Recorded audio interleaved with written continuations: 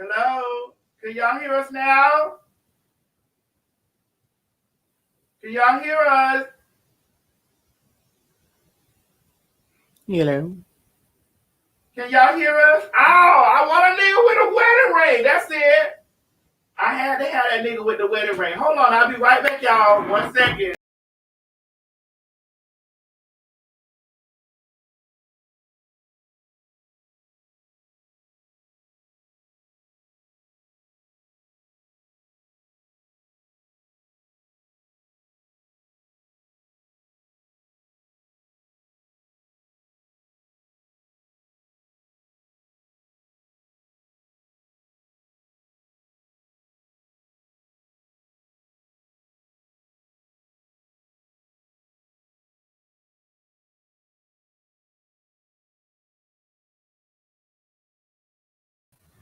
All right, y'all. There we go. Here it is now. Shit, it was fucking up the church money real quick. Chichi, can you please scoot over in this frame so I can see? God damn. Damn. I'm not with I'm finna get you this morning too, because I feel some kind of motherfucking way. So you just give me 1 second. I'm finna get you this morning. Mm-hmm. Just give me 1 second. Hold on, y'all. We just getting the bullshit together because we've been on here in a couple days now. Now hold on. I want a nigga with a wedding ring.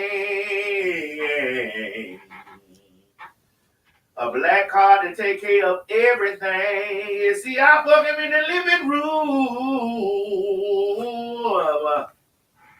I fuck him in the living room. White shirt home. And make it eat it.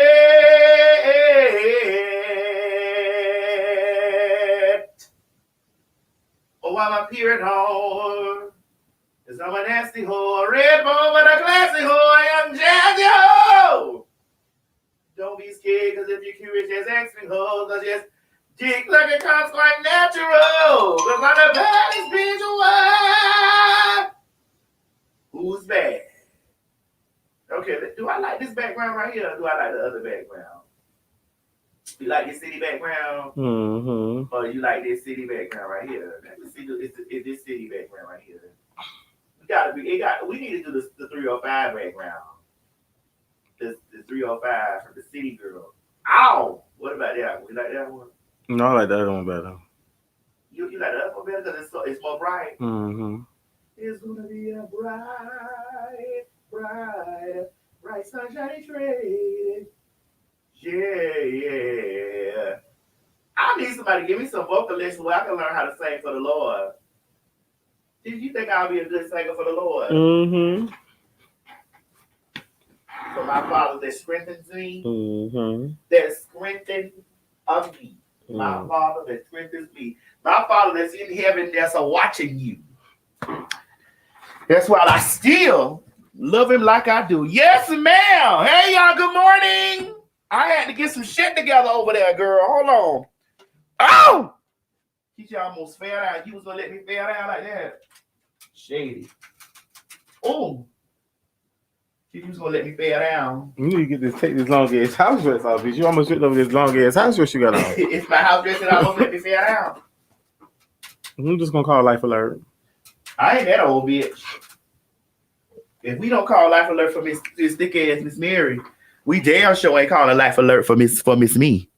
Cause see, I ain't finna do all that. Miss Mary's the one that we have to do all the falling out of here and have to call her. Oh, girl, I couldn't get my microphone. They couldn't hear me say nothing. The children couldn't hear me say shit, Lady G. All right. There's some stuff I got to dress her in my own household before I even start over here with these. There you go, people. Oh, there we go, child. We got this shit together now, girl. Damn. Can y'all hear me? Am I able to be heard? Here in my heart. What you done for that? I stand in front of you, knowing. Oh, that's what's creep. Okay, hold on. Chichi, listen, when you're a one-man show, especially on your days off, this is what it is. Here in my heart, I stand before you, knowing. I'm counting. Oh. I'm counting. I'm counting.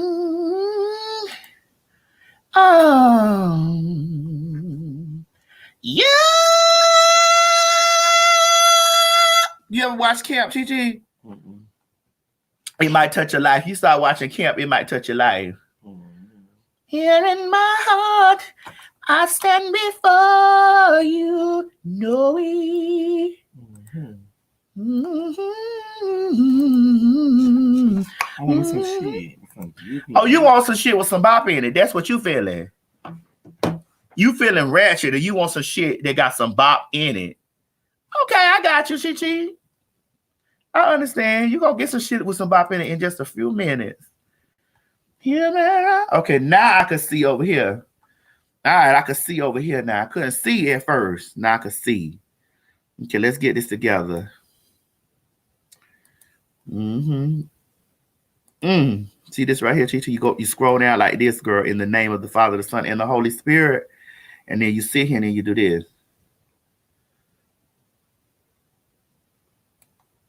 Is the problem fixed? I don't know. I can't see it on your little screen. Put it on the big screen. Is the problem fixed, Myrtle? Is the problem fixed? Oh, my God. Is the motherfucking problem fixed? The problem fixed, bitch? There we go. There you go. All right, here we go, y'all. Bitch, where they at, though? Where they motherfucking at, though? Where they at?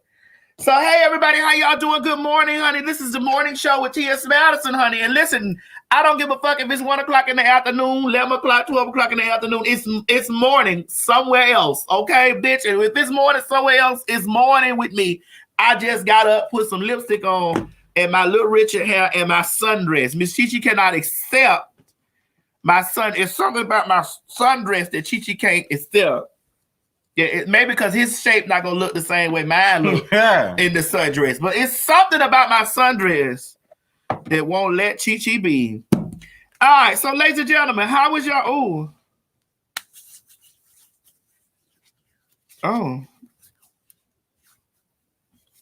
Oh, I got an email from important people. So darn, let me see here.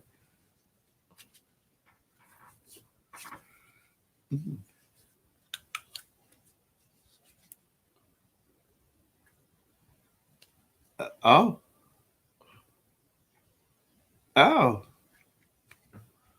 Okay.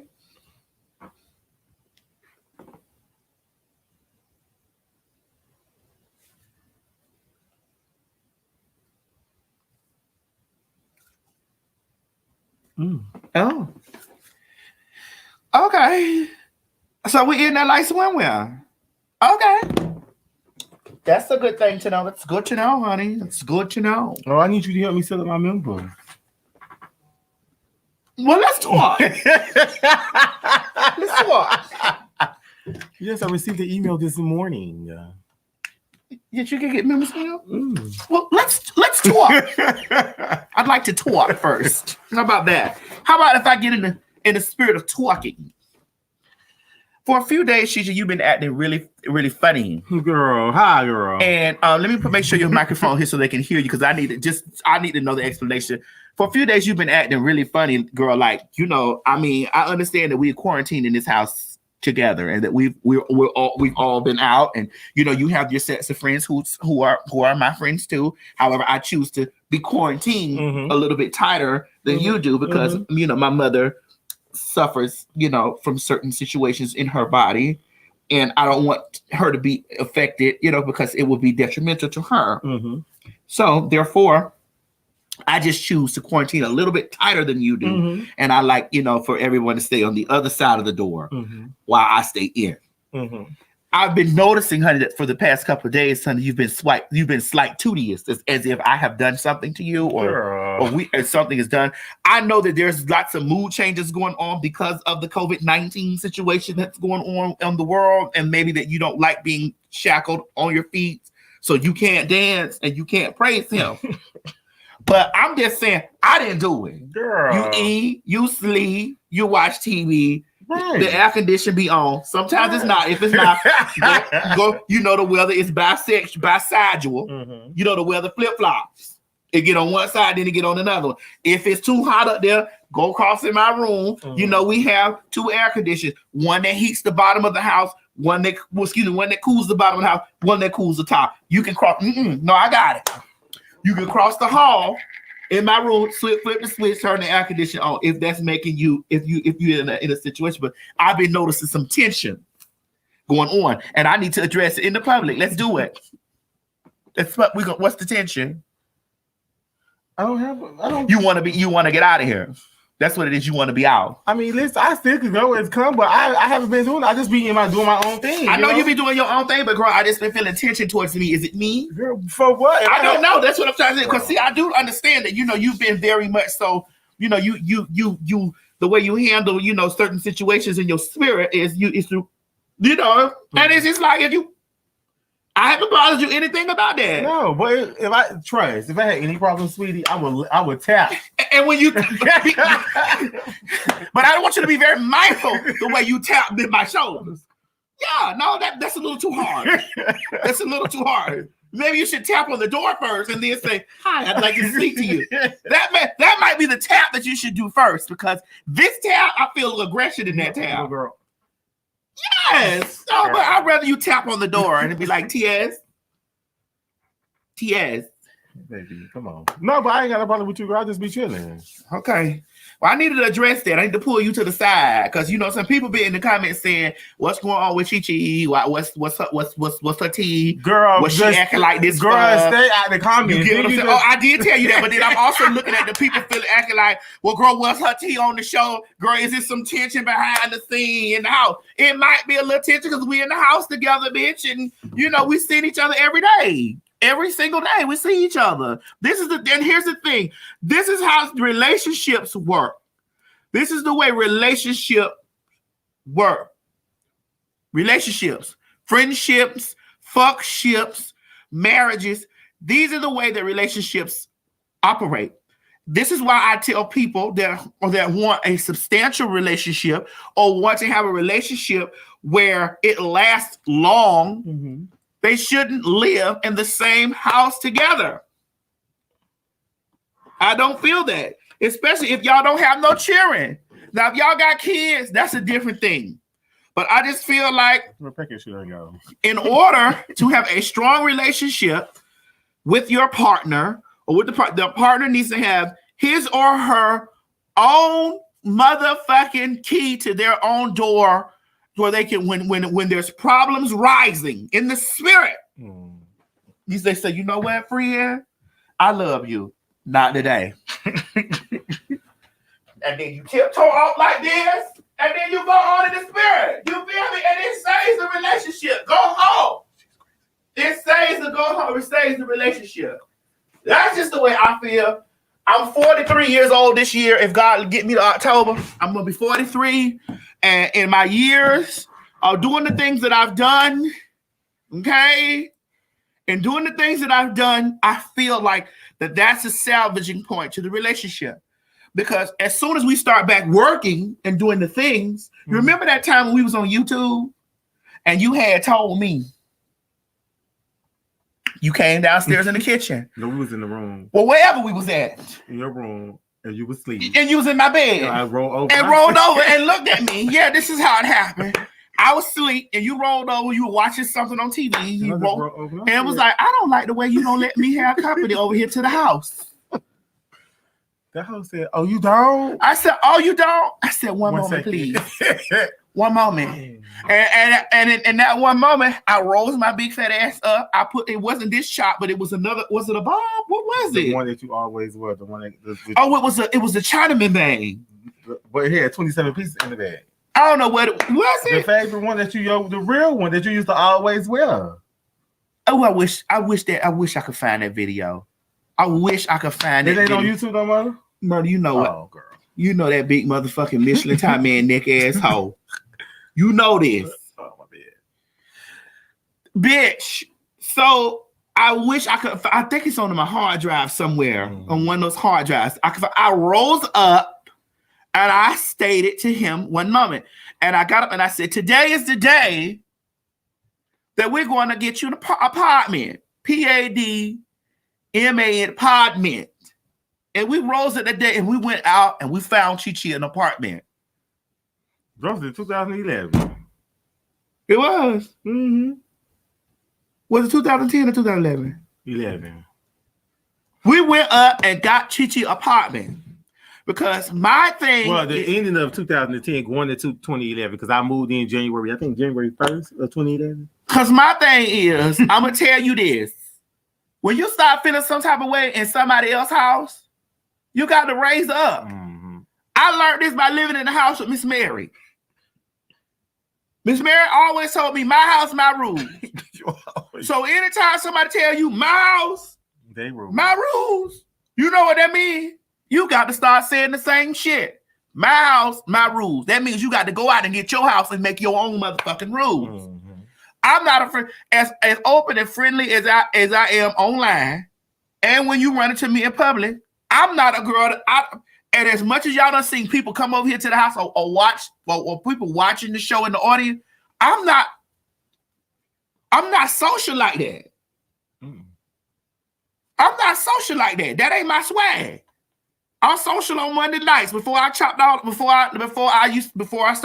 for the record, for bitches that be talking about all the people's in my motherfucking house that could suck my ass, a few times out of the situation, it's usually the guest judge that brings the guests with them, or I have friends that I'm friends with that'll bring a friend with them. You get what I'm saying? So it don't be like I open my house and all these people just come in this motherfucking house, or I have all these peoples and carrying on, or just like a free. I'm not friendly like that. Well, I'm friendly. Messy. She's not friendly like that. I'm friendly, but I'm just not. I'm not. I think I'm more. As funny as it might be, I'm an introvert. Mm-hmm. This quarantine shit ain't nothing new to me. You know what? For real, because you don't. I'm an introvert. I'm okay. Listen, when it's time for me to be social, my Monday nights are social. Mm-hmm. That's a social night for me. Tuesday, Wednesday, Thursday, Friday, Saturday, Sunday, don't call me. Don't text me. Don't pop up on me. Don't pull up on me. That's my designated social night. That's my social night when I want to be social and fuck with somebody. But other than that, I'm okay. I like going out shopping. I'm usually out in the... Well, if you run into me, I'm either with my mama, with you, maybe with David, like people that I have one-on-one. So I'm not in there in groups.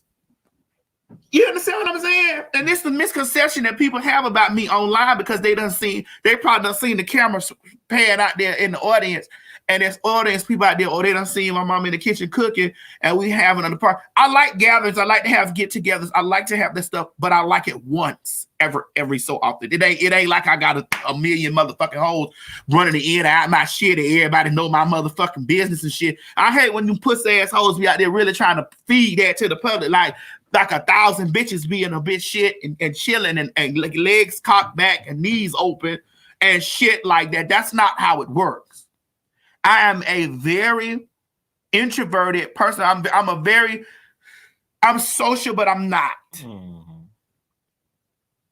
I have a good time on Monday night. Tuesday, you may not hear from me.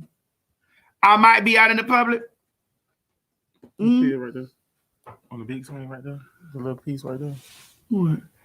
It's kind of flickering. Look, you can see it right there. Oh, I got to go back over there. Hold on. Let me do it like this. I'm really, but I'm a nice person. I'm the sweetest bitch that you'll ever know. Oh. There we go. Yeah. Did it work? Is it still flickering? You could have been talking to me, girl. I just be chilling, girl. I'll be in my zone, girl. I'm the nicest bitch that you'll ever know. I'm cool. But like I have my days. My day is Monday. That's my social day. Oliver come over here. We work. Now when you see me and Oliver together, we working. And I love Oliver. Y'all don't see me over. How many times, Chi, I done been to your motherfucking house when you had that apartment over there? No, I've been over there more than twice.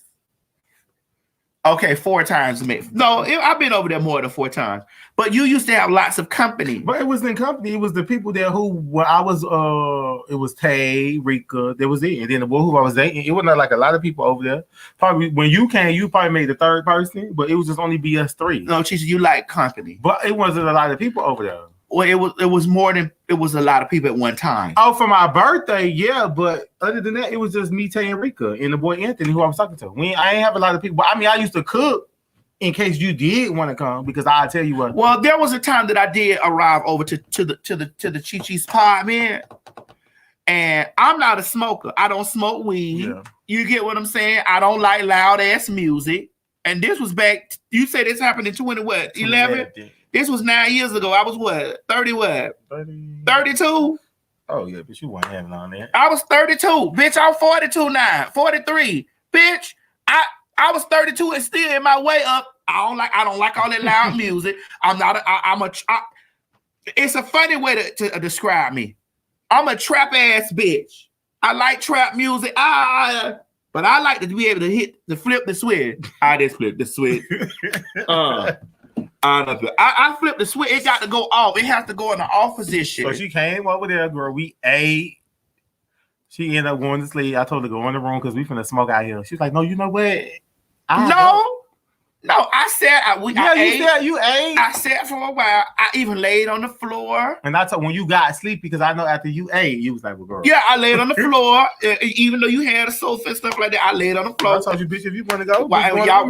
This is when VHS was still with y'all popped in a VHS movie. We laughed. No, it was DVDs. Oh, it was a DVD? Yeah. Oh, I'm sorry, that was VHS. That might have been a little shady. I'm sorry. I thought it was. Can't remember. It was. I detected it. You did. You detected shade. You did. Okay, good. So it was VHS. It was DVD. I don't know what movie y'all popped in. My favorite movie, Friday After That. So I can watch that like 100 million times. And we watched Bad Teacher. I remember we watched Bad Teacher. Yeah, we was there. You brought Bad Teacher over there for us to watch it with, because me used to watch it at The Office. And then he was like, "Grandma, bring that over there so we can watch it." So I came. You know, I was like, Madison, maybe you need to break out of your. Maybe you need to break out of your.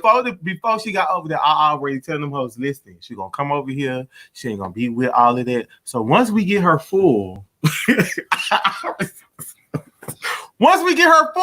can do what the fuck we want to do. So she said she ate, she mingled a little while. I did mingle. I tried. There's time. I tell y'all all the time. I do try.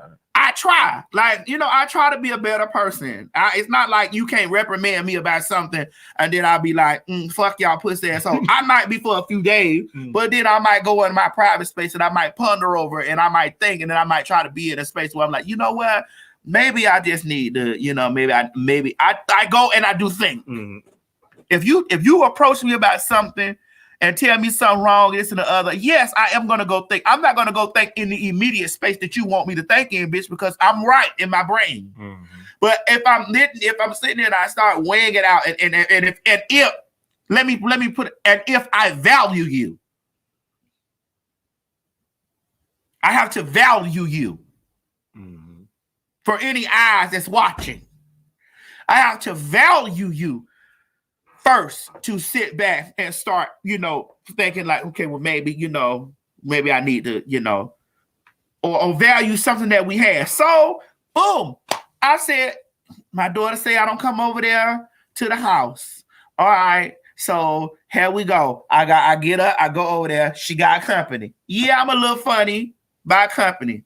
I'm not gonna sit up here and be modest with what I'm getting ready to say. Yes, I'm a famous bitch. Okay. I'm famous on the internet. Bitches done seen me all over the place. I can't get out the grocery store without taking pictures with people.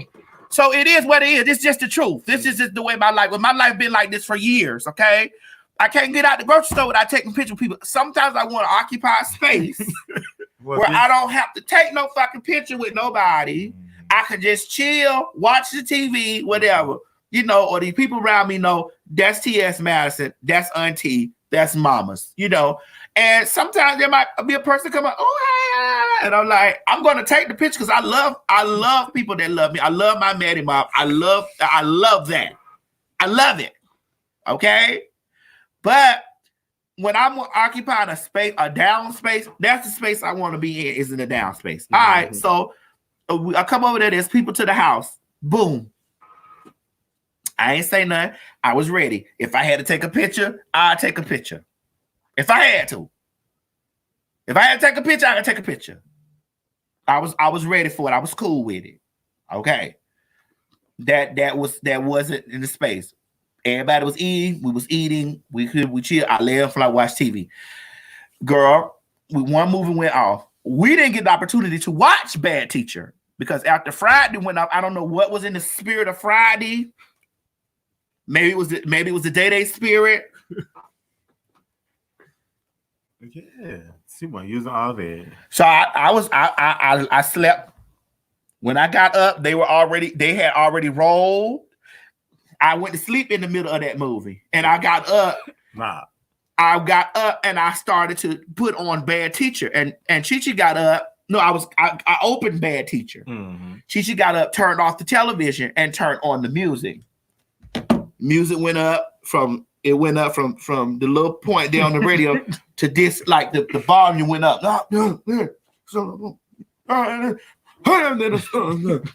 So I just was like, I don't know what song it was. I don't know. What was out in 2011 that was jumping? The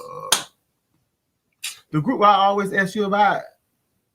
The little cute little boys I used to ask you about. Remember it was them before the Migos.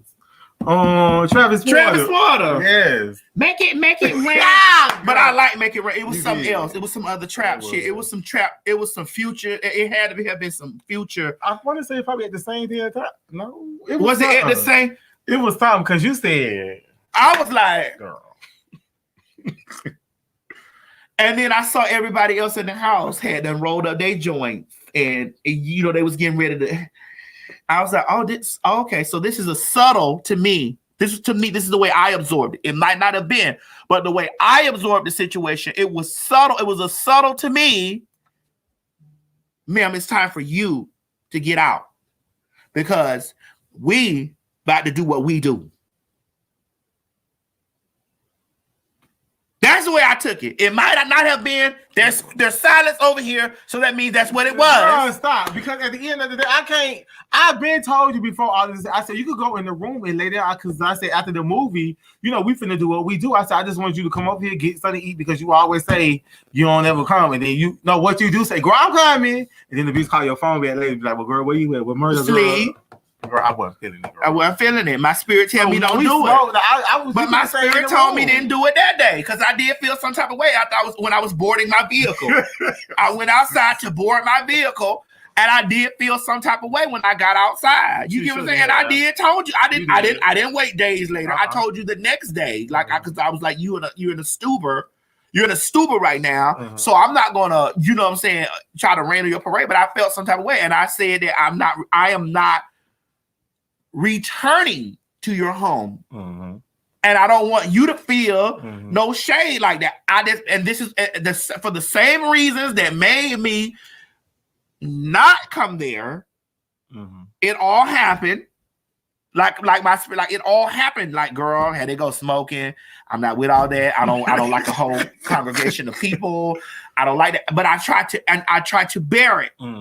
I try to bear it because I value you as my friend. I value you as a person. I value you as these things. So I tried to bear this and was like, well, girl, I don't want them to think that I'm an uppity queen because I'm not an uppity, or I don't think that, I'm too famous and don't want to be around, because that's not the case. It's just that I'm not into smoking and loud music. I'm 30 years old at the time, 30 something. Yeah. Bitch, I'm 43 now. I ain't with none of the shit. Okay? None of that bullshit. I don't give a fuck about nothing. Don't come around here with that. I'm not interested in that. Unless I have to be in the spirit for that. Which is true. I gotta, because there's a time that I want to be. Just hit the switch. Because there are times when I turn that spirit on. And you look at me like, oh, girl, this your song? Girl, because I'm like, well, girl. Oh, this your song? This your song? One of those songs broke your spirit because I knew who it was. And you was like, bitch, that ain't such and such. And I was like, bitch, when I tell you I know who the artist is, when I like a song, No Freezer. It was No Freezer, Rich the Kid. Yeah, because I forgot where we was. I think I was in Miami and you was here and I went home to do something. And I called you one day and you had this song blasting. But this my shit. Bitch, so all that. I said, girl, who seen that? Rich the Kid. You was like, bitch, he don't say that. I was like, song. Bitch, you ain't gonna tell me I motherfucking know because that's my song. I Googled it and she was right. And it's been a lot of songs that that I don't like it because there are moments that I get into I feel I have to have my trap moments and in that my shit trap. fucks with me because it just catch you off guard because you be like, and I look at you because I just and you be over there gone. Bitch, trap queen. Oh, that yeah, you did like that song. But it I like trap queen. I like fuck us some commas. Yeah, I'll be like, fuck us some commas. Yeah. And then you like that Future and Rihanna song, Love. Oh!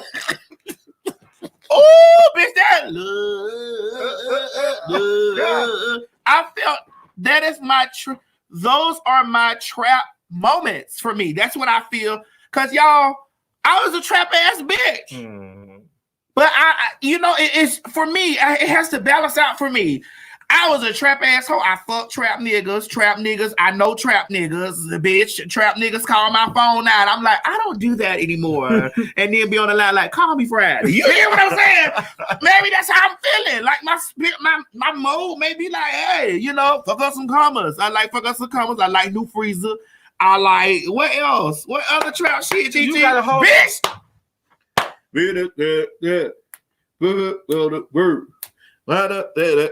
On the fucking t-shirt. Oh, you like that? Okay, you like the Migos song. Bitch, I like all the Migos shit. All the Migos shit. And see, just for me to just see you like have your trap moment, I'll be over there like this bitch is this whole really like this song. Like this whole shit. But I'll be playing, it'll be I'll play it over and over and over. In my ear, I'll be on my computer like, hey, you know what I'm saying? Hey, do you know I like the old trap shit? That which kind of blew Oliver out the water. What? Bitch, bite me now. And that's the only booster shit I really like. Man. Hey, man. Now listen, here comes Miss Mary with the whole show blasting in the background, bringing us something to eat. Blasting. Hold on, y'all. We're gonna have a little feedback like Janet Jackson. Hold on.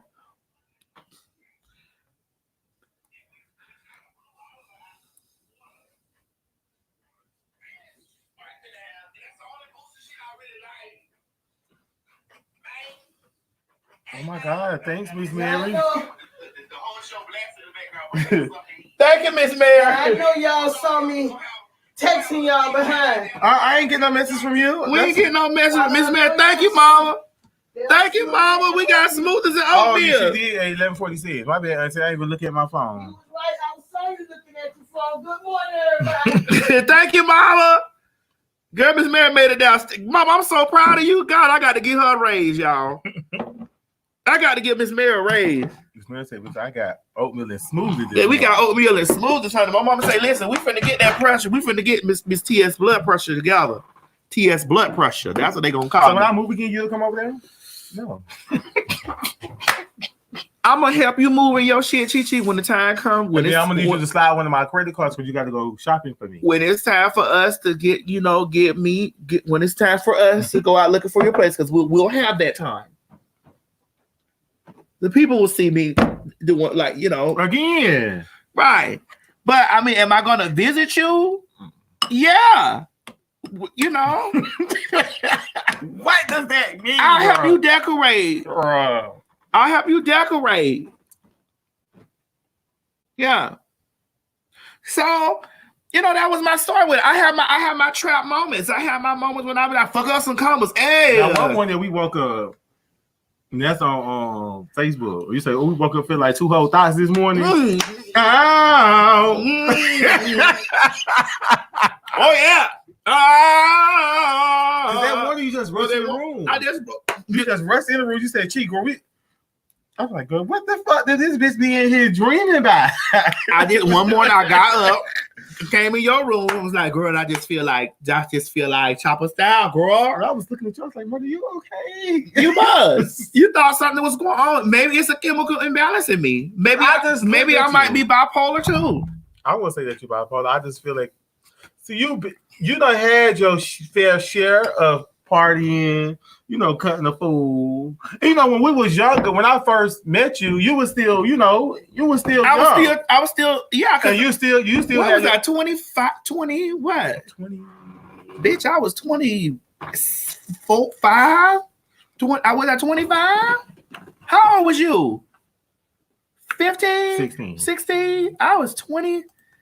Bitch, I can't remember. But you always, you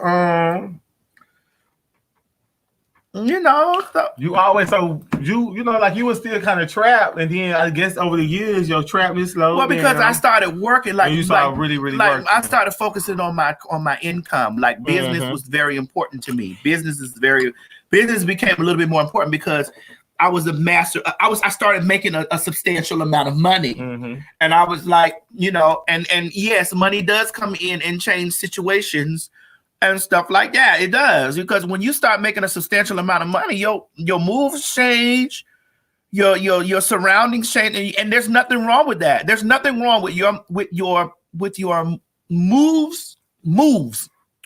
There's nothing wrong with your moves changing. Nothing wrong with that. Ain't nothing wrong with that. And there's nothing wrong with your surroundings changing with your moves, because everything is not gonna blossom in that space, especially if you were occupying a space that you possibly felt that was not wise for you to occupy that space. If you was occupying that and you seen that you was in that space and it wasn't doing too much of shit for you, it's okay. How the hell do you minimize this fucking screen? This is working my nerves. This happens all the time. This is why I don't like opening the program up in this. EMWMS. How did we meet? That's on my YouTube. Did you know how to work the comments? That's on my YouTube, Miss. She said, "How did we meet?" Girl, it's about 50 years ago. Girl, yeah. Fuck up some comments. You hear me? Hold on. This all go. John Lawrence said, "I'm glad we all can agree Libras are bipolar." I don't think that I'm bipolar. I don't think I'm bipolar. I just think that Chucky boy. No, hey daughter, that's my white daughter right there, baby. My famous Chucky boy, that's my white daughter right there. I don't think that you bipolar. I just feel like, like I was saying, you done had your fair and share of trap music. You know what I'm saying? And I like my trap music now, bitch. You like it, but it's like it had to catch you off guard. You get what I'm saying? Nobody could just put their trap music on you because you like, girl. I don't want to hear that. I don't hear that. And then on your free time, you like, oh, mother, that's not something. Because I just be looking at you when you had your trap moments. Like, girl. So. Now that's spaghetti. I mean, the spaghetti. That oatmeal good.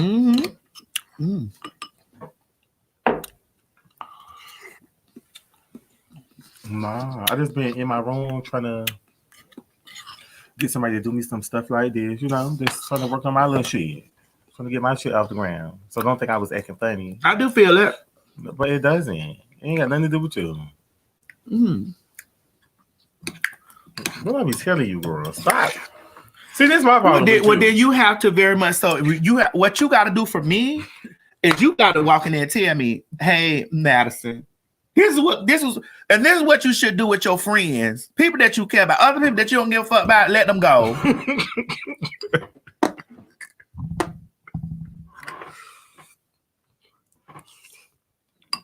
There's something you should be saying after I say that.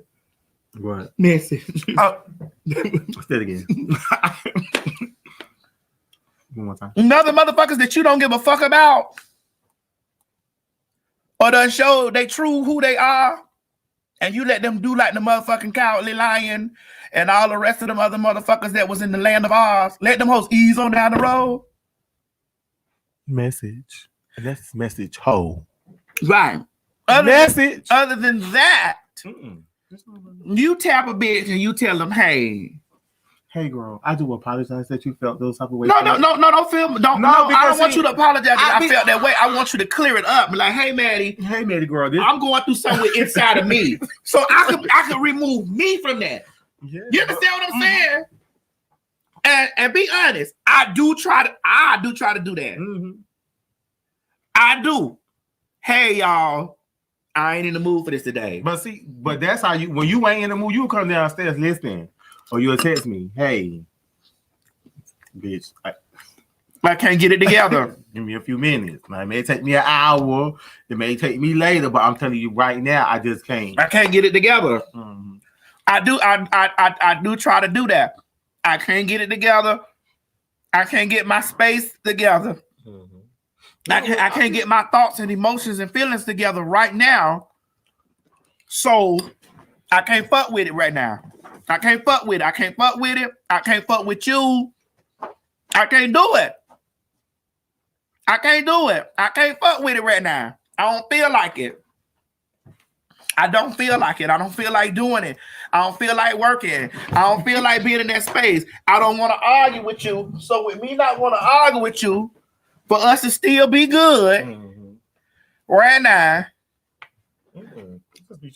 I need to, but because I'm just gonna be vibing off your energy that you give me, and it's been I came there yesterday. I was craving some fried chicken, and then I was tussling with myself. I was tussling with myself yesterday. I was like, now, girl, I had this whole talk with myself yesterday before I even came in the room. I was sitting on the sofa. Now, girl, you ain't supposed to be eating this fried chicken, girl. Miss Mary done made you baked hen, she done baked you stuff out there, but the spirit over there, get that chicken.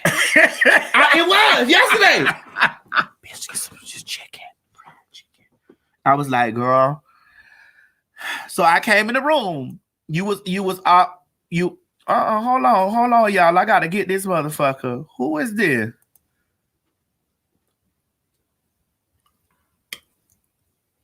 Y'all, hold on before I get back. Let me make a footnote about fried chicken, the spirit of fried chicken, then I'm gonna come back.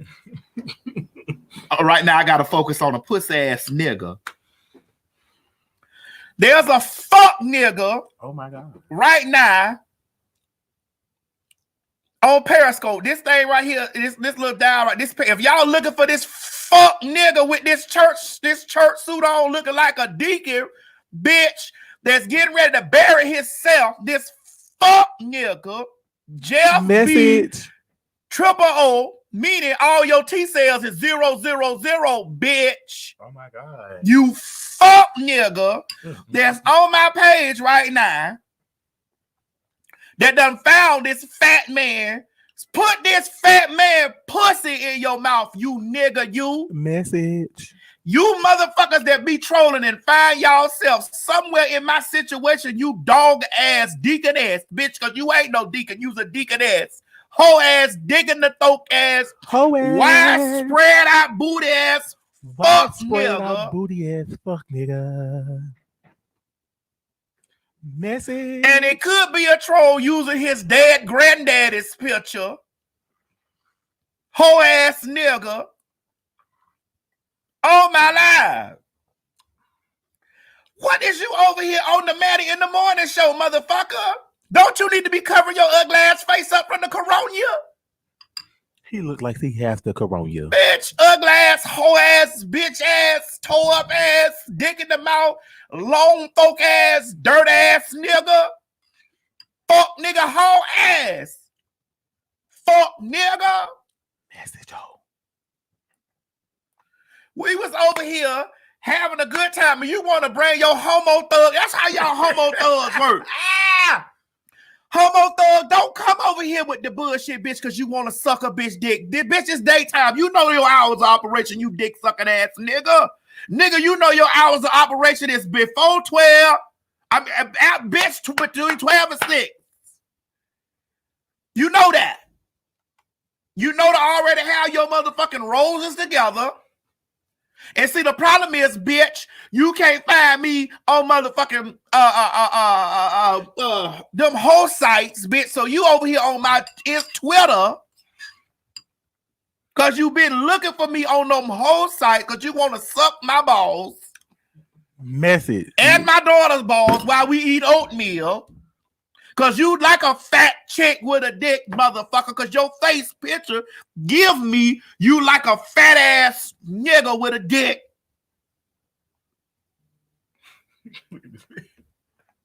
Bitch, it's quarantine. Quit touching them churn in that house we're in, bitch. And get the fuck off my page. Hoe ass, bitch ass, fuck nigga. Hoe ass, bitch ass, fuck nigga. You know your hours of operation, bitch, to suck this dick is after 12, before 6, because I don't want nobody finding out no motherfucking slovenly ass nigga want to suck a fat bitch dick. Kick rocks, motherfucker, with a pair of open toe heels on, bitch. Kick rocks.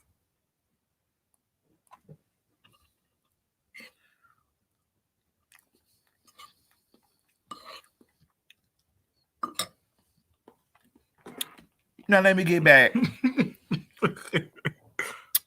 Yeah. Message hoe. Yeah, if you want motherfucking, if you one of my moderators on Periscope, block this fuck nigga. Block this fuck nigga. Put my ass in his mouth. Smother that motherfucker.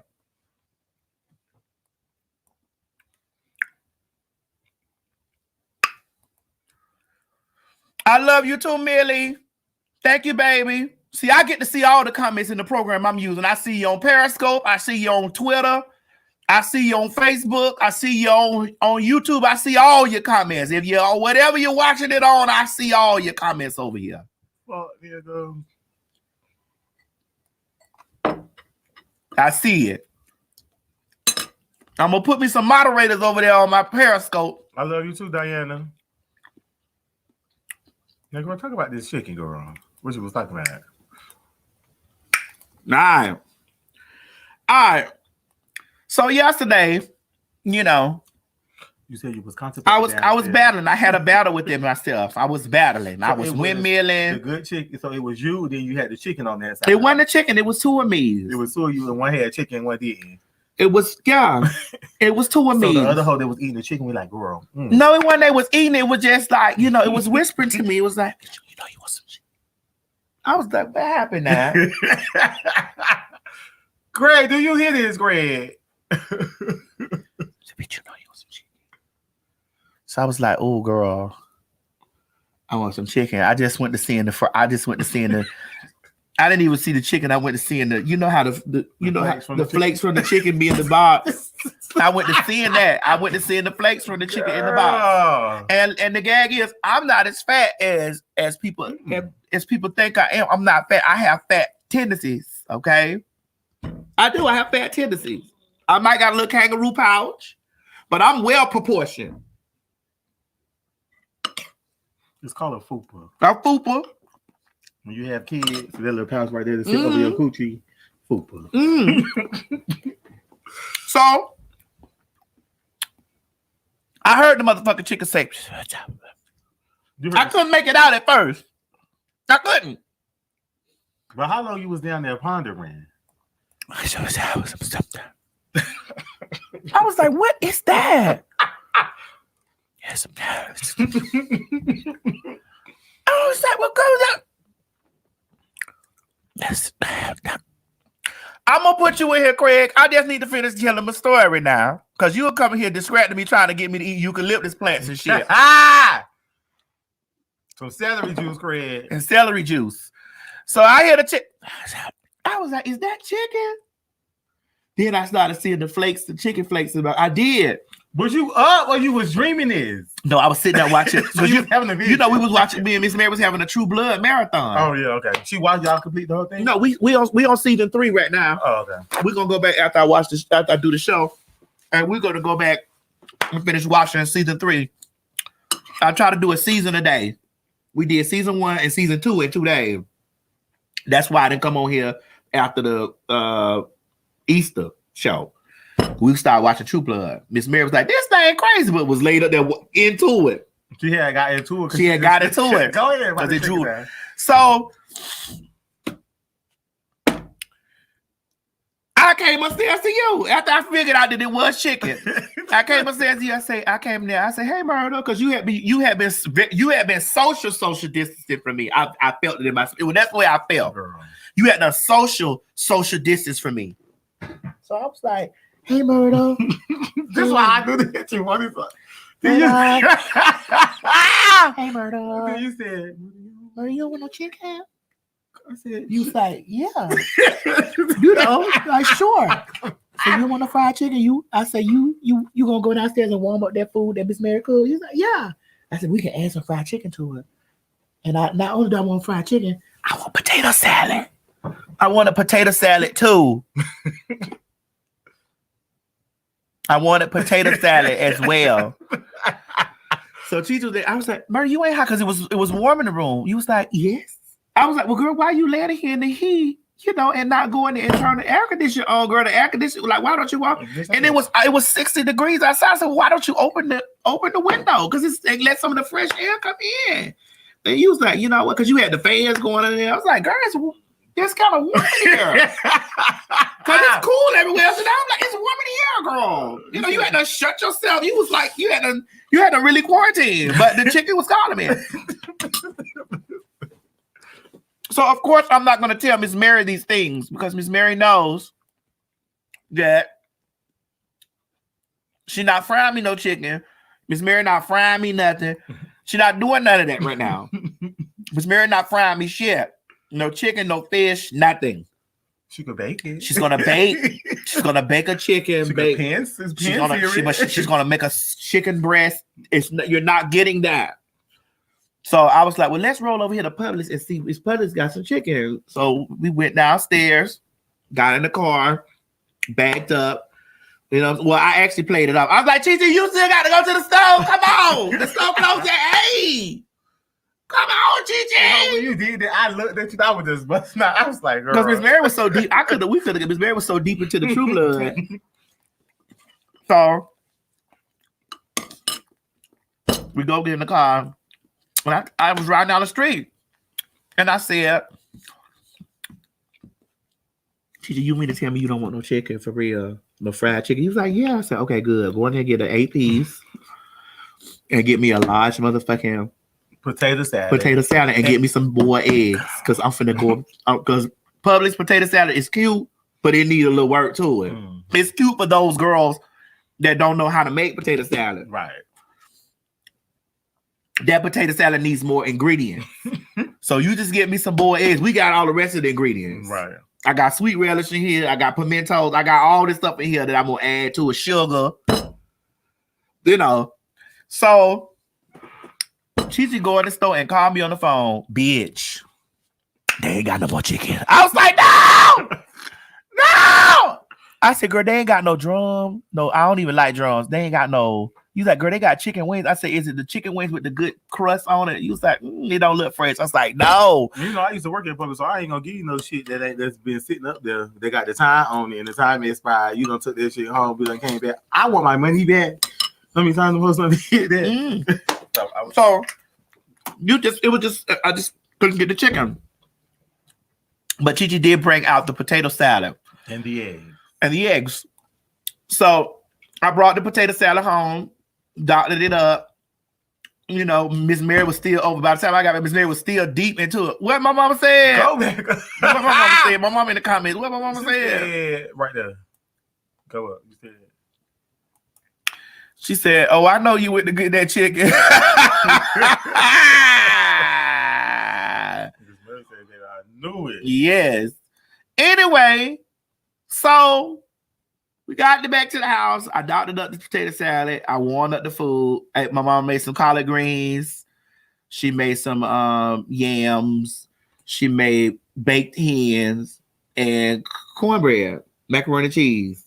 And I had potato salad on the side. I wanted a piece of fried chicken with that. It's okay. I didn't do it. It wasn't meant for me to have the fried chicken. I didn't have fried chicken yesterday. But in the spirit of me walking in there, like I still felt like that you know, and that's why I was like, but I did feel that way. But in instances like that, I usually like when I'm going through those situations and I'm learning this. I ain't always been right. Mm-hmm. I'm learning this. When I'm feeling them ways in my spirit, I have to tell you, hey, Myrtle, I can't today. Mm-hmm. Even with Craig, we about to bring daughter on here. Lady Ankles, y'all. Even with Craig, like me, like to keep our situation down. You know what I'm saying? I'll be like, I don't feel it. I don't feel like it. I be telling you that when I be going through what I go, that ain't got nothing to do with you. But you got to make it clear. You got to write it down and make it. No, but you got to write it down and make it plain for me because I'm feeling that. We in the same house, so I'm absorbing that. If you walk and pay, if I feel like you got an attitude, or you walk with your slides on, you get what I'm saying? Tap me, like girl, you know. I did want to see you outside and windmill you the other day. Okay, fine, we'll do that. Unless you really got a tool with me, and it's like, girl, I can't deal with you at this moment. I need my space. Don't come tapping me. Don't come talking to me. I got to process what I need to tell you. What you did to me. And here we go. We're going to add the granddaughter of knees on here. Hey, Greg! I don't say the granddaughter of knees. Hey, ankles. Hey, girl. Hey. Where your audio at? You can't hear me? No knees. No lady ankles. Oh. Come back and try it again. But then, like I told you, girl, just be chilling. I don't want you to be... Brother, I don't be thinking it like that. I just be...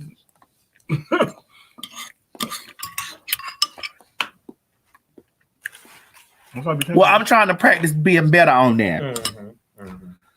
I have been for a while, for some years now, but I ain't perfect with it. Right. Hey, Greg. Can you hear me now? You still can't hear me? You ain't got to do with your thing over there now? No, ma'am. Ankles, what's going on, Miss Ankles? They said they can hear me.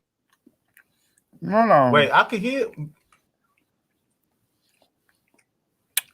He's talking because I hear Miss Mary phone playing back. I hear him talk up there with Miss Mary. Queen, you might come back in. I'm going to come back in. Hold on, let me go to audio. Hey. Oh. What you got on the wrong mic? All I need is one. Hello? Hello. All right, see what Lady Ankles. Lady Ankles. Oh, she gone. Hold on now. Oh, there you go. There she go. It was me. Oh, she. Okay, girl, we hear you, Lady Ankles. It was me. Craig, you're not gonna give me too much, bitch. You got me running out of the house now with your shit. So look, I was taking some notes because I was watching you. And there were a few things that you said that I really wanted to kind of trot back over to. But no. Look, Chi, you got to start with the positive with her. Right. So, you know, there were a couple of things you said that I definitely agree with. Like when you said, if you can pull me together, you can't get me together if I value you. You said, and I'm going to think about it. You know what I'm saying? You said, first, I'm going to come at you like I'm right, because in my brain, I think I'm right. Now, if that ain't the motherfucking truth. Well, at least I'm telling it. Yes. So that is absolutely you. That is absolutely you. And you are one of those people that will go away and process it. I mean, I can think of several conversations where you've come back to me and be like, okay, Myrtle. So, so you'll come back and you'll mention it, you know, we'll talk about it. But one of the things that you said earlier when you were talking about Chi-Chi's Podman, and you said you're an introvert. No, girl, you're not no introvert. What you are is a homebody. Ain't nothing. Right. You're not an introvert. I am an introvert, Craig. Go ahead. And then about you with this chicken run. You trying to go get that was the spirit trying to that was the spirit trying to keep you away from that chicken. You're not supposed to be eating that. You need to do a complete departure from everything that you've been eating. That's oatmeal, so you good right there. It is oatmeal, yes. But like you really need to be on like a detox.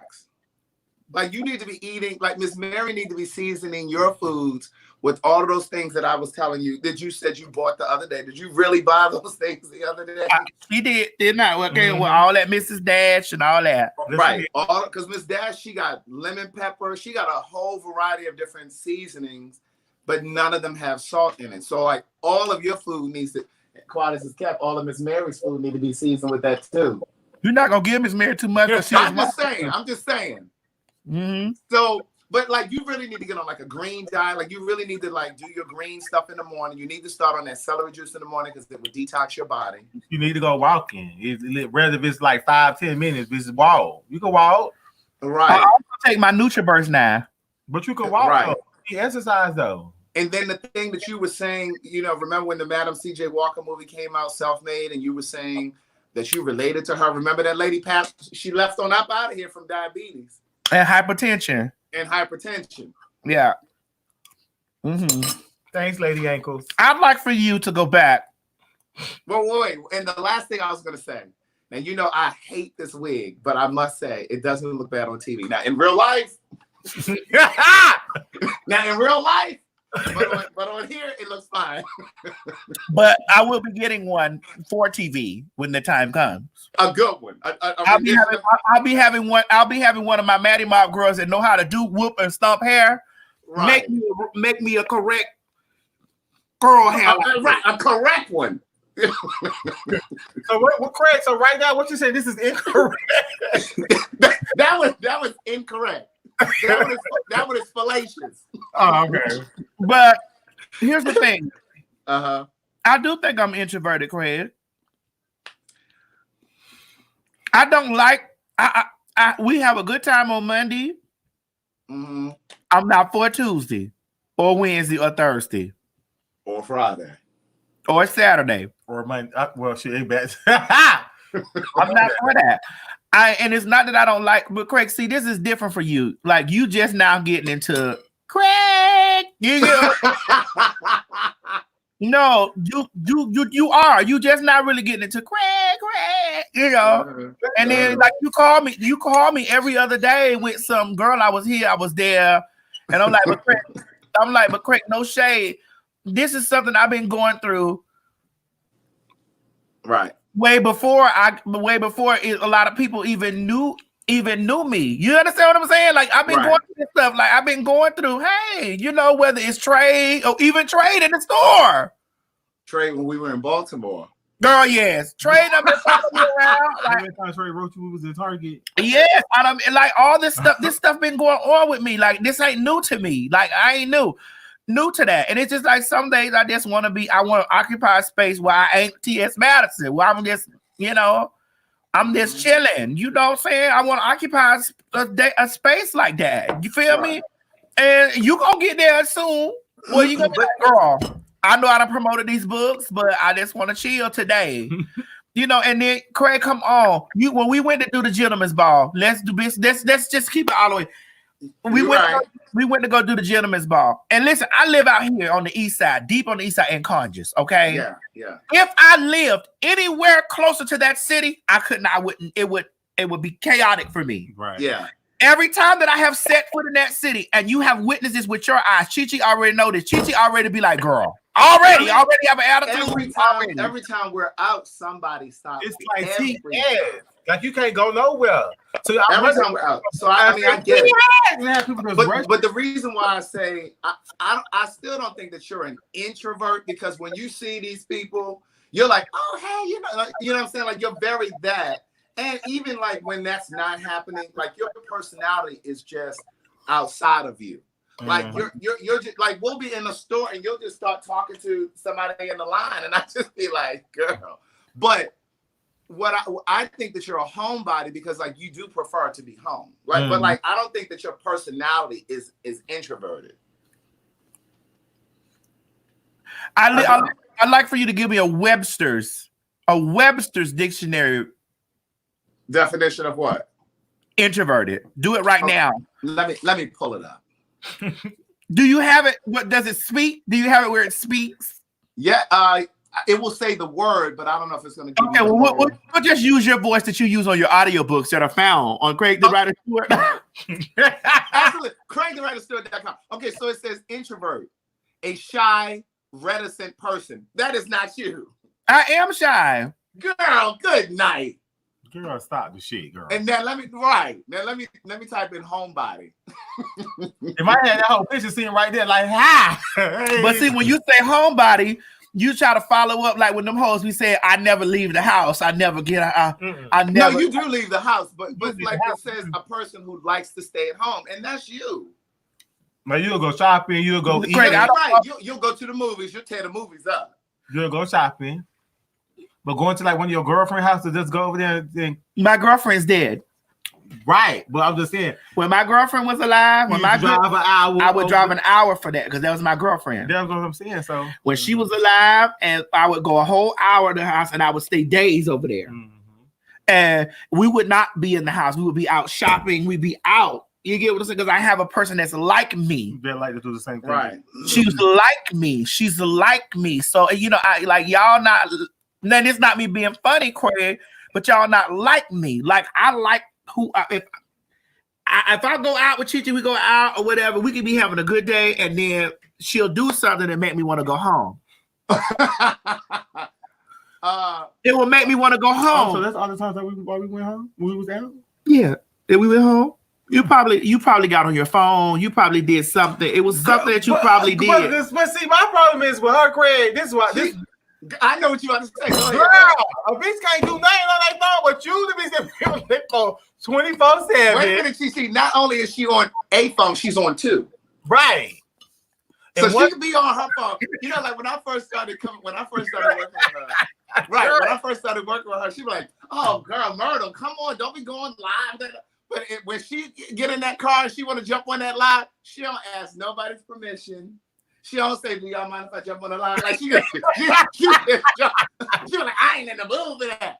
But then she just jump on her live, like don't even care if you're in the mood for it or not. So, girl, back to what I was saying about my phone, girl, because I done got on my phone, girl. You can't do that. You cannot do that. You know why? That's not fair to me. Because, Myrtle, when I get in your car, I put my phone on vibrate. Bitch, I just let you have it. Yes. I need that phone on there. But why? Craig, help me understand why. Craig understands why. Because Craig and I have also been around, and we've looked at each other, and I was like, girl, now you see it's this whole phone. Oh, okay. Thanks, Craig. And then this bitch will have a motherfucking ringtone. She'll have a ringtone, and it'll be like this for texting, and somebody's texting you every 30 seconds. That like that song. Is it baby? Is it baby? Is it baby? Is it baby? Is it baby? Is Right. Whoever that is texting you like that to call you and tell you that shit in your ear. I'm not gonna keep hearing that same trap ass song over and over. Is it baby? Because Chichi had that ringtone. Ooh. Is it baby? I never get up. I never been in love. And I never is it baby? And one day, I guess her and somebody were texting each other, and whatever they were texting about, they were laughing, and so they were sending laughing emojis backwards and forth. And it was, is it bad? Is it bad? Is it bad? Is it bad? Is it bad? I was like, oh no, Myrtle.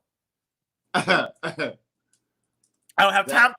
You got to mute that phone. You got to do something. And when we're taping, is it bad? And I done already gave the announcement. Please turn your phones off. Please put a set device. Is it bad? Is it bad? While we was taping. Lady Ankles? Because I know several cases that you came over here, your phone was not on silent too, sweet. You talking about me or Ankles? Be asking you, Myrtle. My phone is, you ain't never heard my phone go off during the show. You a lie. Can we roll, Oliver, can you roll back the footage? That beautiful bean footage? No, my phone has never gone off during the show. Madison, do you remember my phone ever going off? No. I don't remember it ever going off either. I do remember me having issues with you when you was just courting a man. I remember that too. We can talk about that. Go ahead. I want to talk about that now. That's for later. That's for a later time. Oh, you want to talk about that on TV? Well, who knows? What? But you were courting a man. I just feel like men are extreme distractions in business and work.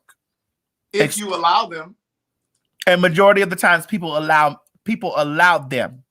Well, see, remember, I'm 43. I'll be 44 in a couple weeks. So that may have been my story in my 20s, maybe early 30s, but I know how to create a balance now. Like, you know what I'm saying? Like, and I wouldn't allow that to happen because I've worked too hard to get to this point. And this isn't even where I want to be completely. You know what I'm saying? So I'm not going to allow a relationship, a man to distract me. What I'm saying is I want to create a balance. I want to be able to have the relationship with a healthy relationship, not something that's toxic. Because I don't think that a healthy relationship is going to pull you from your work or pull you from your passion. Because I think a healthy relationship, a healthy love is going to encourage it. You still talking about a relationship, Myrtle? Well, we all know how you feel about relationships. Well, you didn't see how she was over here scraping this bowl, Craig. I was like, girl. I was enjoying my relationship with this oatmeal. Girl. Right. And see, the thing is, but that was the thing too, Chi-Chi, going back to what you were saying earlier about she could be on her phone. So like when I first started working with her, I was talking to someone and he called me. He was big on FaceTime, which I really appreciate. So he would FaceTime and we would talk. And she was so furious. Like she went off. Like the man, like he was on the phone. And she was like, why the fuck is he calling you? It's Monday. We got work to do. Now, mind you, we wasn't doing a damn thing. It was the middle of the day. This is when I used to get over there in the afternoon. And we would go eat at the restaurant. And you know what I'm saying? That's my time, ho. That's my time. That's what she said. When you with her, bitch, it's all about her. That's my the whole time. day. But here's the thing. She would get phone calls. And you can't tell that hoe nothing because when And her you can't tell her nothing. So it's like, oh, so No, don't do that. Right. So you got dominion over your phone and mine. Baby. Right. That's so it's like you got dominion over your phone and mine. Yes. We are in my presence at this moment. Yes, that is how it works. You're my And so she really, that was Madison. I really think that may have been like one of the first times we got into it because I didn't really say anything in the moment, and then later on when hair and makeup and the house was full of people, you brought it back up. Do you remember that, girl? Because you had vanished. Do you remember that you had vanished? And I was like, well, where's Craig? I did. I had to shake it. I had to shake it. And then you had to vanish, and next thing I bust in on you on the FaceTime. No, I was not. We never did all of that. And then girl, I don't know what I saw. I thought I busted in, girl. I saw chest hairs and stuff. I'm like, girl. No, you did not. Y'all y'all dyke on Tuesday, bitch. Today is Monday.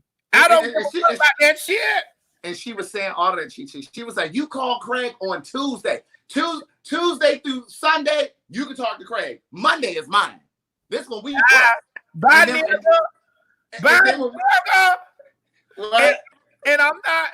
And I'm not angry about that. You get what I'm saying about me doing that, bitch? Because listen, and when the corporation turns into the multi-million-dollar corporation, I'm gonna walk in the corporate office and say the same motherfucking thing. I don't know what you hoes got going on between the hours of 9 to 5. You belong to me. but the thing is, again, for me, it wasn't that you said it. It was how you said it and when you said it. Well, you could have, you told Chi-Chi earlier, he could have gently tapped you on your shirt. You could have. I'm learning better. Well, I needed that nigga to know, and I love him. I still love it, but I need it because we went out to dinner. I love it. Like I wanted him to know later on, like as a person, like here's what you got to understand, sir. As a person, I love you as a person, and we Jews, we can go out and eat and motherfucking pop that pussy down to the ground. But bitch, during the hours where it's time for me to collect the coin, for us collectively as a team to collect the coin, I don't give a fuck about you. I don't give a fuck about you between the hours of operation, bitch. I couldn't give a fuck less what you doing, bitch. I know what you doing unless there's a death. Unless there's a death, I don't need to be talking to you. I don't need to see you, bitch. Not during work hours, and work hours, the way our work hours work, bitch. It's all day. But see, that's what I'm saying. But you be on the phone with. Oh, remember that you said, "Don't be calling me trying to straighten me if I don't answer your call." And I'm like, but this is what y'all don't get. I'm the boss on Monday. Listen, can't all of us be unfocused?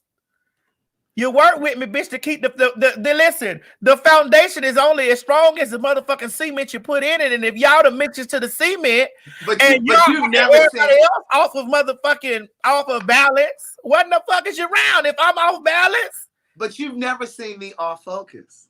Murder. Listen to me, okay? Y'all know I don't play about the relationship shit. Family, I'm all right with y'all. Can shit go because I drop everything I got going on right now for my family. Bitch, I pack it up right in the middle of taping, bitch. You know I will.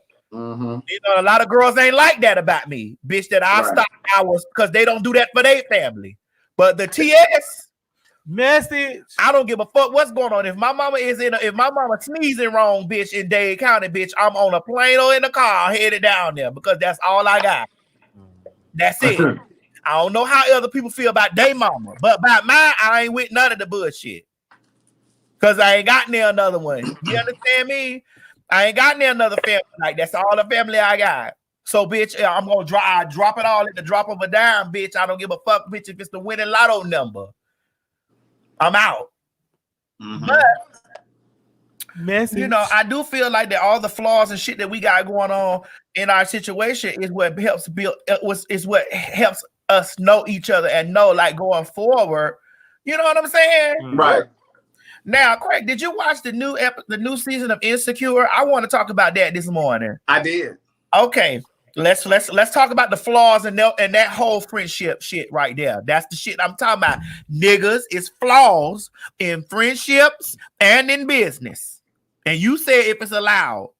And I'm not saying that you ain't supposed to have no relationship or no. I ain't saying that you ain't supposed to. You don't say it, but it's almost implied.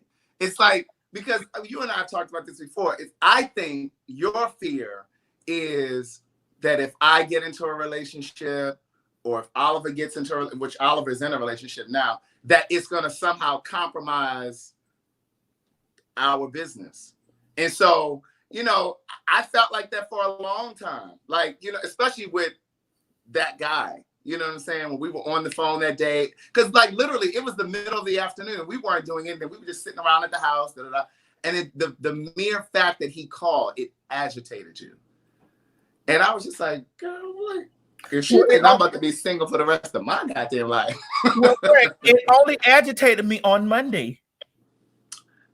Well, that's the only time I'm really over it. But no, that's not true. Because on Tuesday or Wednesday or Thursday, like if you call me later in the week and I don't answer, if I don't answer the phone, the first thing you say is, go ahead.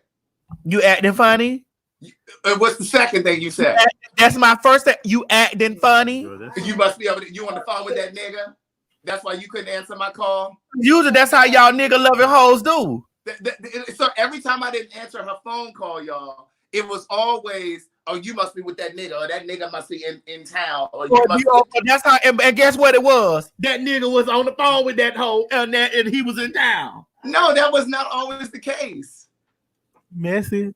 That was not always the case. Sometimes I do shower. Sometimes I'm in the shower.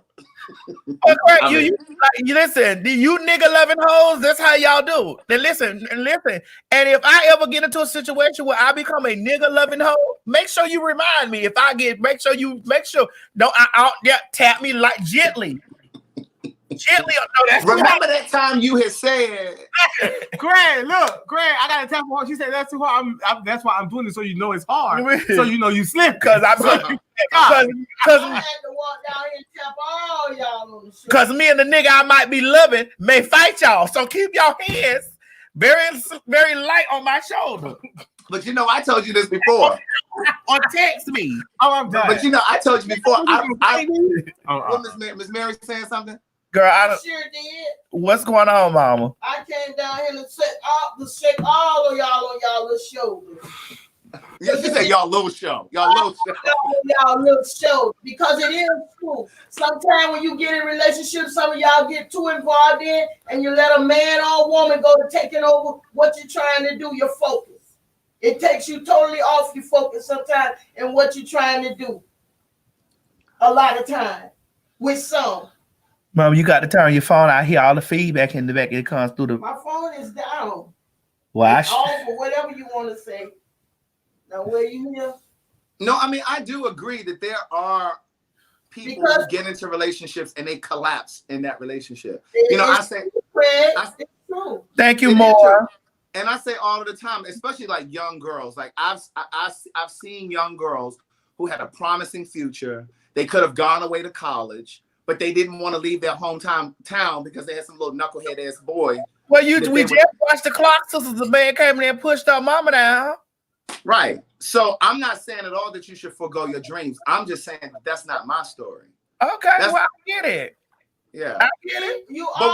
But everybody come into a level of growth. Yeah. That's what makes the difference. It comes in levels of growth in life. You go to putting everything in perspective in life. Just like everybody say how Boo is. Boo has always been one that I guess it might have came from me because I was never one to run out in the streets out there. Always saw me home or with my family. It was always around my family, or what I done was more important than all that other stuff.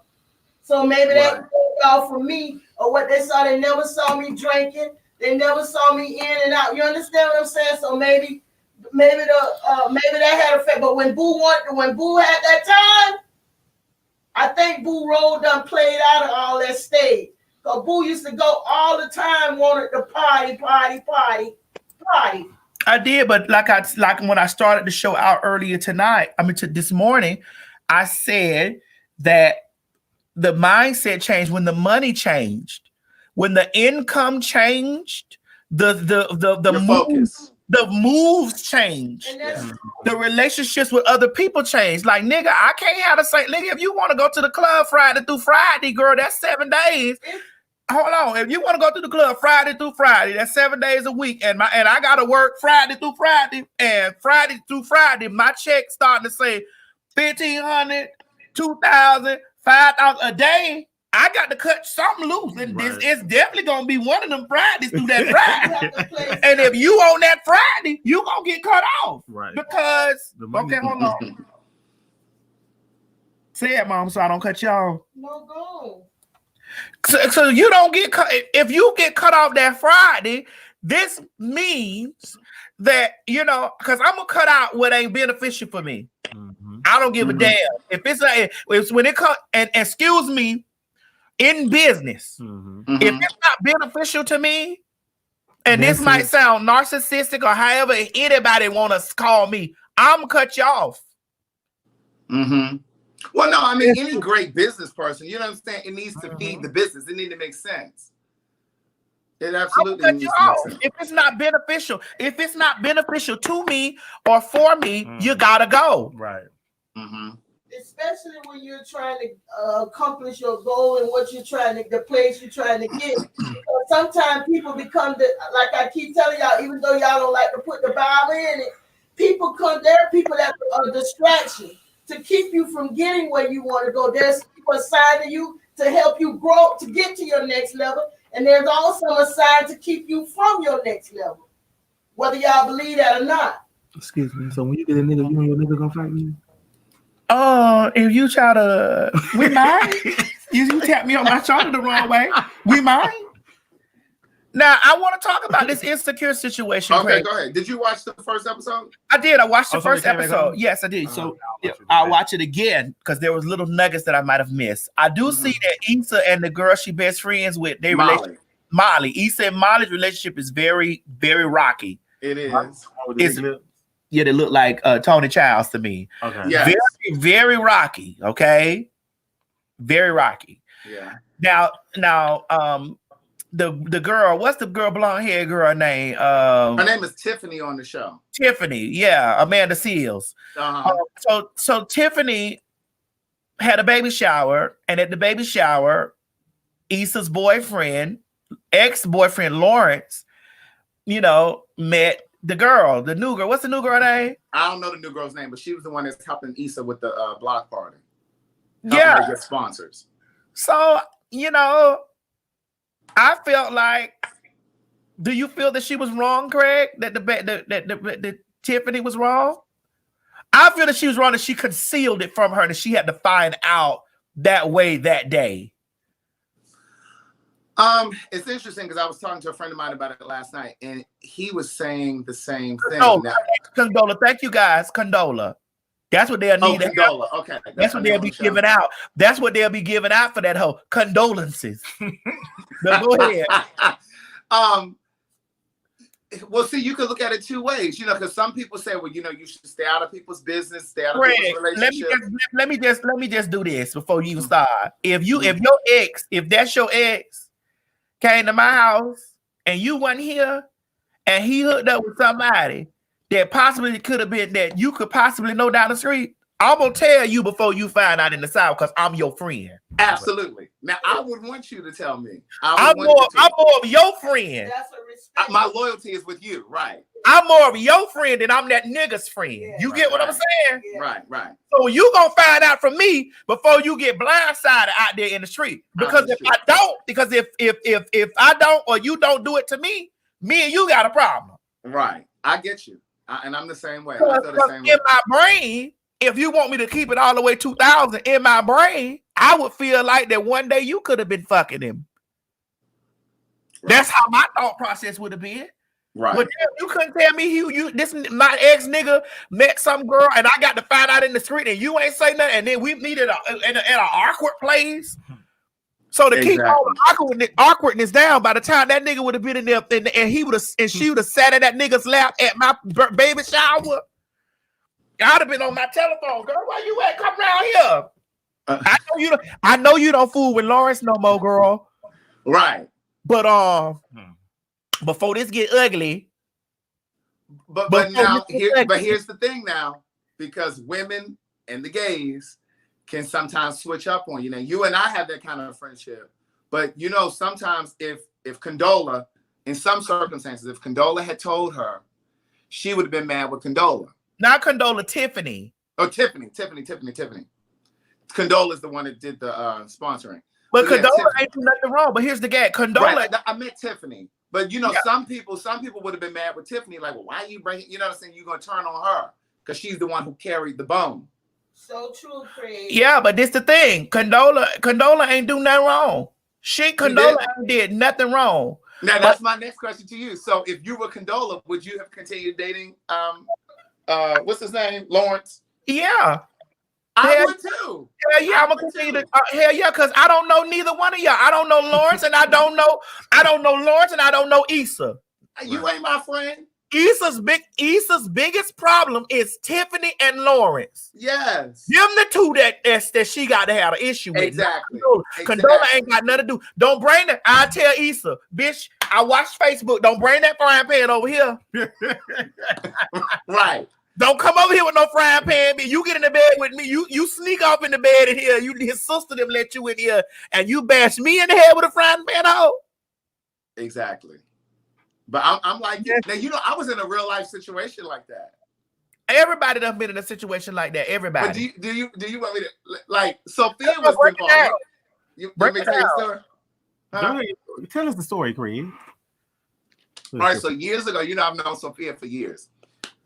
So Sophia and I were very, very cool years ago. For the people that are watching, I wrote a play years ago. Sophia was a star in the show. So long story short, Sophia had a really good friend who I became cool with because he used to come, Sophia's friend used to come to our rehearsals for the play.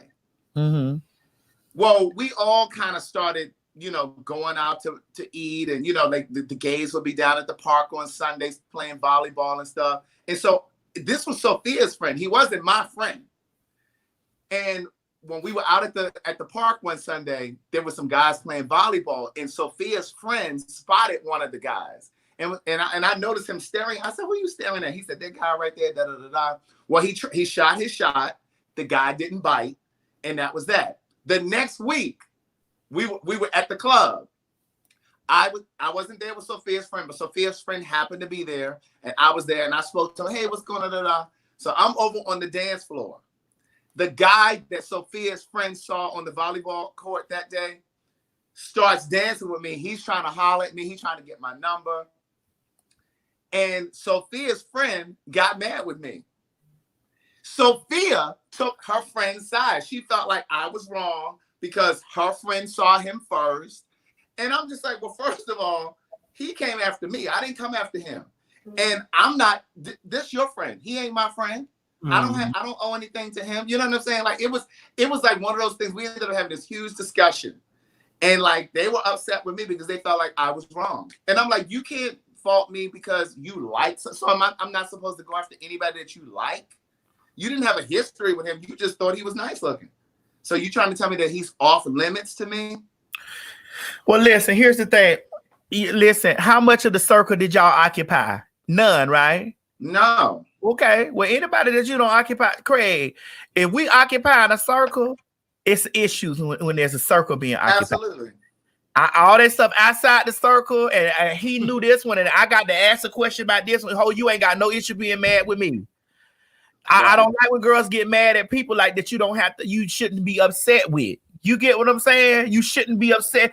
The person in this insecure situation that needs to be that's kind of foul to me, or slightly foul, is Tiffany. Right. Yeah. Issa problem need to be with Tiffany.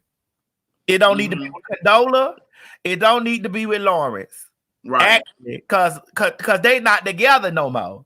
Right. You know. And for the record, no, the guy and I, we didn't hook up and all that other stuff. And no, it was none of that. But it was just the principle of it for me. It was just like, no, you can't tell me I can't talk to him. But Issa and Molly's relationship, it's always been kind of fragile. You know what I'm saying? Because in a previous season, when Issa was having trouble financially, and remember, she needed some place to stay, and I think she stayed with Molly for a little bit, but you know, they knew that it was going to change the dynamic of their friendship, so she ended up staying with somebody else. I mean, like, it was always that kind of a dynamic where it was their friendship has always been on like a slippery slope. Yeah, because Molly has always been financially stable. You know what I mean? This is why I had those relationship issues. This is why, Craig.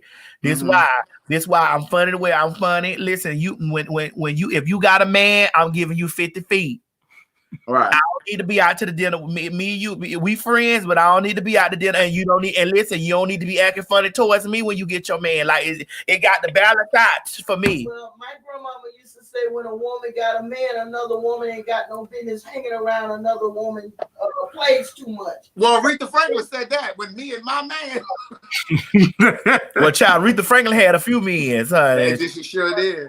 My grandmother used to say, short visit make long friendship, and it's somewhere in the Bible where it talks about that too. And I always live by that. I can't believe you said that live like that. I sure did, girl. Listen, don't tap me on my shoulder too hard, because I've been took a few more and been done broken down even smaller, and I probably can't feed you out because I'm so weak as a woman. I need my man to But Madison, I've told you this before. I really do think that you would be one of those girls in a relationship, and I think this is why you keep men at bay. But I really do think that you're one of those girls that would just kind of curl up under a man. You know, like if you really were into him, I think you'd be one of those girls that would just kind of, you know, lose my all in a man, my money and my business. No. I don't think you would be that girl. I tell you that I done seen Boo in relationship. No, no, Miss Mary. I mean, no, you probably seen a relationship with some nigga she don't really care about. I'm saying no, this one Boo really did. Really? But what was going on in her life at that time though? Like, what were you doing at that time? Boo was still handling Boo business, and when it came to a point where Boo wanted to, it's like it was. Can I say it, Boo? Little bit. It's not a lie. Okay. Well, listen, when it comes down to listen, I'm real strict about this, Craig. When it comes down to my business, and a man start getting too questioning me, and it's too it's too what time, where, and where, I'm cutting you off. Yeah. Well, no, I don't mean like that. No. I will make because we're only going across the top of it. We ain't going deep into right. So I'm just letting you know that don't no man have that much. Don't no man, no matter how deep in love and lust I might be in him, don't no man have that much control and power over my well-being. And my well-being consists of my monetary units and gains that come into my home, into my business. And I'm a witness of that. That's the truth.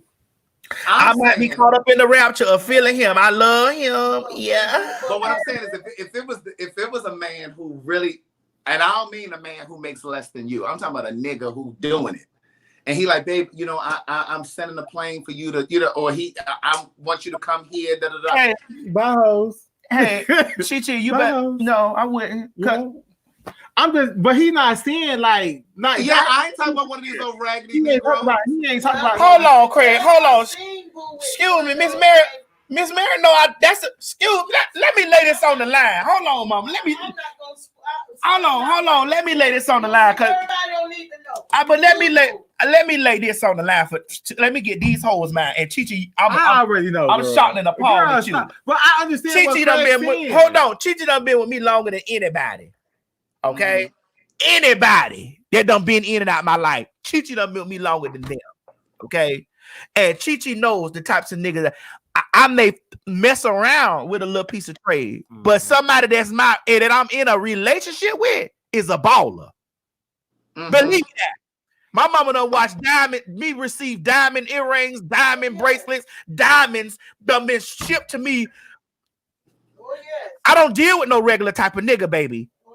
Please believe I was bigdickbitch.com before I was anybody. I was a sex symbol. Regardless of how fat I done got now, I was a sex symbol way before the girls even knew who I was. And no matter okay? What, people be on here saying and thanking Craig. Hold on, mom. I need to get this out before you bag me up. I was a sex symbol before any of these hoes can call me fat and all that type of stuff right now. Chi has witnessed me receive stacks of cash. Chichi done seen me board planes. Chichi done seen me fly private. All this stuff. I have been this girl. This is why I have never been intimidated by no other woman or no other trend. I've never been intimidated. I've never been starstruck because the black book I got is vicious. So with that, mama, I need to get my statement out, baby. So with that being stated, I'm shocked and appalled at you, Chichi, over here nodding your head with what this nigga saying when you know the plethora and the time. Yeah, I have messed with trashy men because he wasn't talking about that though. No, but I'm just yes, I have messed with trashy men, and yes, I have been I have given those trashy men, you know, that, oh my God, yeah, I've done that. I played coy and stuff with them. But when I done dealt with the real niggas that I done been dealt with that has swept me off, because I have been swept off my feet several times. I've been swept off my feet, but I kept my feet close to the ground because at the end of the day, what I've understood about that man is that he's exactly that, a man. And bitch, I don't give a damn how much of in love and this and the other. The most important factor in any relationship is me. But see, I think that's the difference with me and you. I don't think that all men are that way. I believe there's a part of I get it. All men are that way. I get it. I don't think all men are I get it. Because you've only dealt with it. You haven't dealt with the plethora of men. You've dealt with a lot of men, but you haven't dealt with the men on the magnitude that I've dealt. I've been a hooker, a whore, a housewife, and everything else. Okay. Right. There's some men come in that mean well, but after a while, some men go to getting jealous. But I don't think, because I'm not the kind of man that's gonna get jealous. That's what I'm saying. And I know I can't be the only man that's Let that me way. honey said, Maddie, you are a Libra. That bag is everything, but you would be all into that man. Yes, I have been all into that man. However, but I've been more into me. I've been more into myself than that man. You get what I'm saying? I've been more into, girl, I done had a man drop, you had 50 racks piled in a trash bag and dumped the 50 racks on the floor, and I laid all in the money, honey. And we carried on, girl. And how the hell you think I got in this house? How you think I got in here? See, that's when I go to telling you sharing too much of your. It ain't about me sharing my personal. It's just like, how do you think I? Okay, Mama, we on the morning show with T.S. Madison. Okay. How do you think I got in? How do you think I walked in this house and with the balls to walk in, honey? Because it was very much so. Hey, you know, I'm finna rack you out, girl. Go up there and get you a home. I deal with that type of man when I deal with the man. That's the type of nigga I deal with.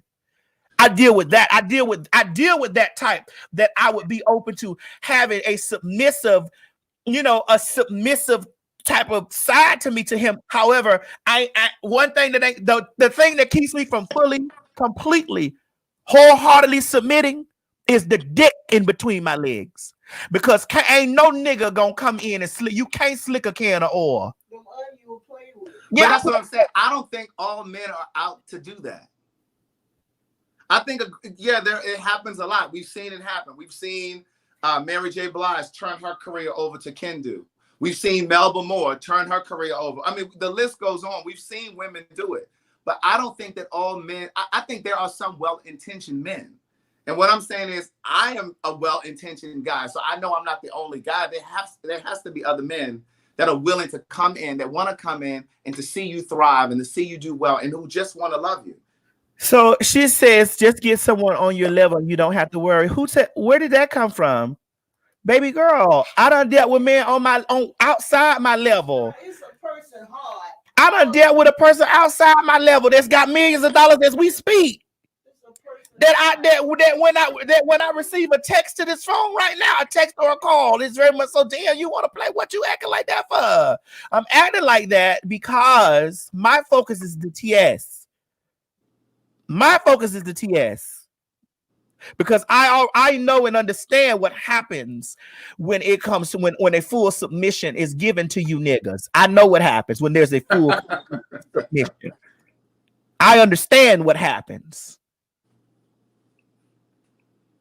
And as long as you living on this earth and have experiences with men. And I'm not talking about submitting at all, because that word ain't even, you know. So I'm talking about maybe I went too far. What are you talking about? I'm talking about partnership. That's what I'm talking about. I'm listening. Come on. I'm talking about partnership. I'm talking about being with someone that wants to see you thrive, that wants to push your dreams, and you do the same thing. I want to share my life with someone. I'm not interested in giving my life away. I want to be in a relationship to share my life. So for me, love is not ownership or control. I say that all the time. Love is not ownership or control. Love is clear boundaries for the relationship. You know what I'm saying? It's about freedom with clear boundaries for the relationship. Like I still want to have my free time. I still want to spend time with my friends.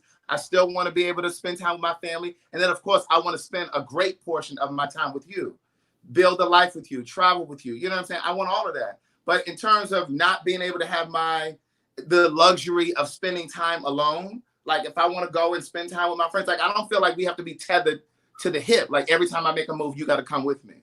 Well, we living in a time now. Y'all got to be very careful because people are not out. Their hearts are not the same. Their hearts are not the same no more. It's what they can get from you instead of what you can bring together to grow higher. Y'all have to be very, very careful. It even tells you in the scripture, even though y'all don't like me talking about the Bible, it's in there again. It's in there again. But I mean, I really think that when it comes to relationships, though, I think more of us, we're more afraid of love than we're willing to try. And I think because most of us have heard these horror stories. Oh my God, did you hear about what happened with Chi Chi? Child, he hit it. You know, everybody's heard these horror stories. And nobody wants to be the next story. You know what I'm saying? So we get into these relationships or situationships and we're barely breathing. We're so afraid of just breathing it in and just enjoying it because we're so afraid of being made a fool.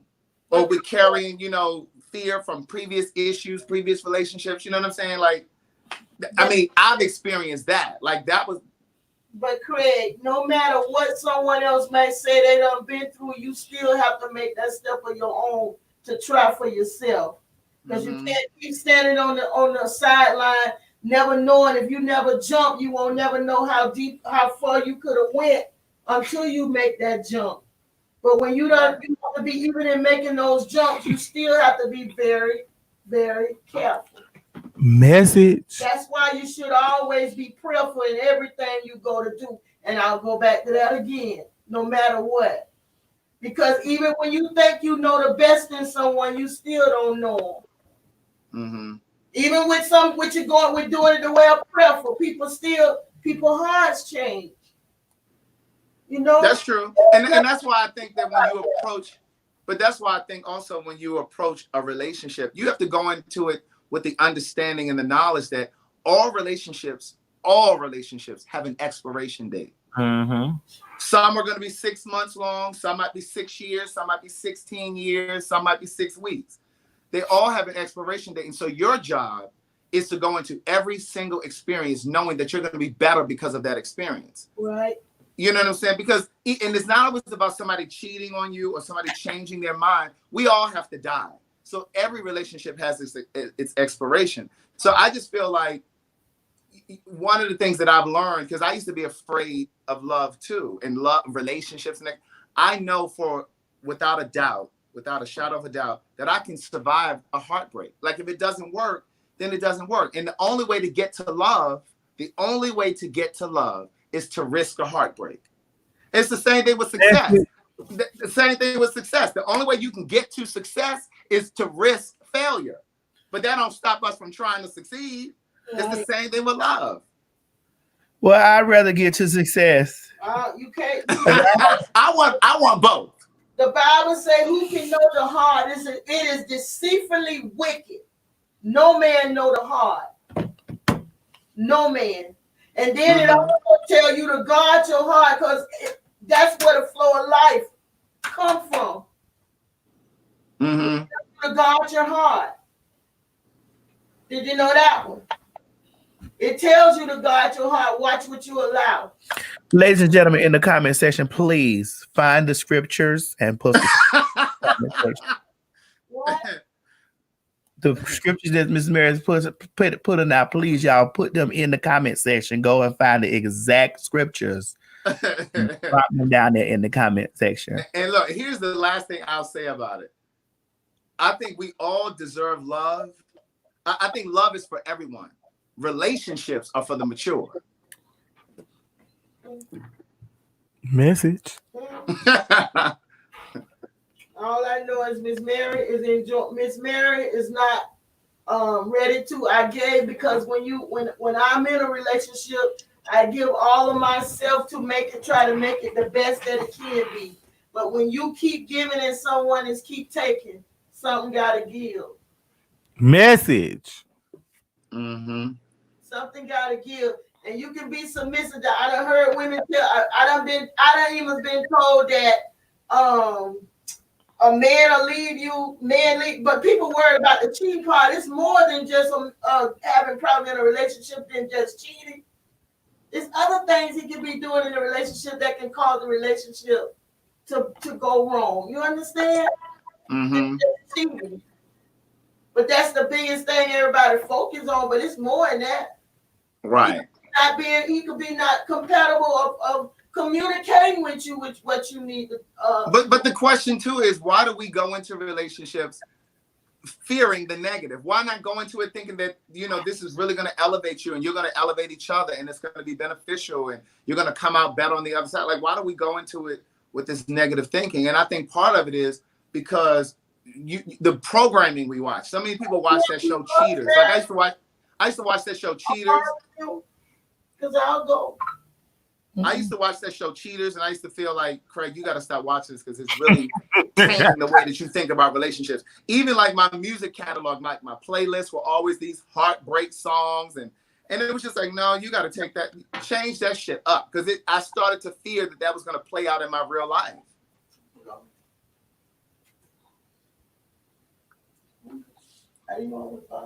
You're not bothering me, Mama. You're not bothering me. Nobody don't want to hear the truth. Do it like God saying you'll be better. Message.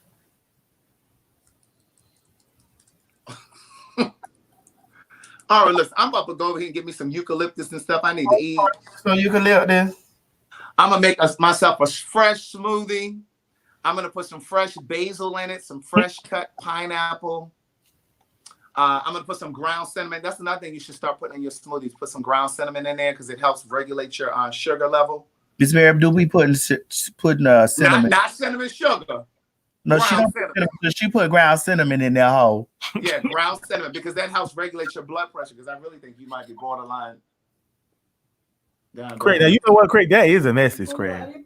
Right. I think you might be borderline diabetic. She didn't put no I didn't put no sugar in she didn't. She put cinnamon in my. Use ground cinnamon. That's something you can start implementing every day.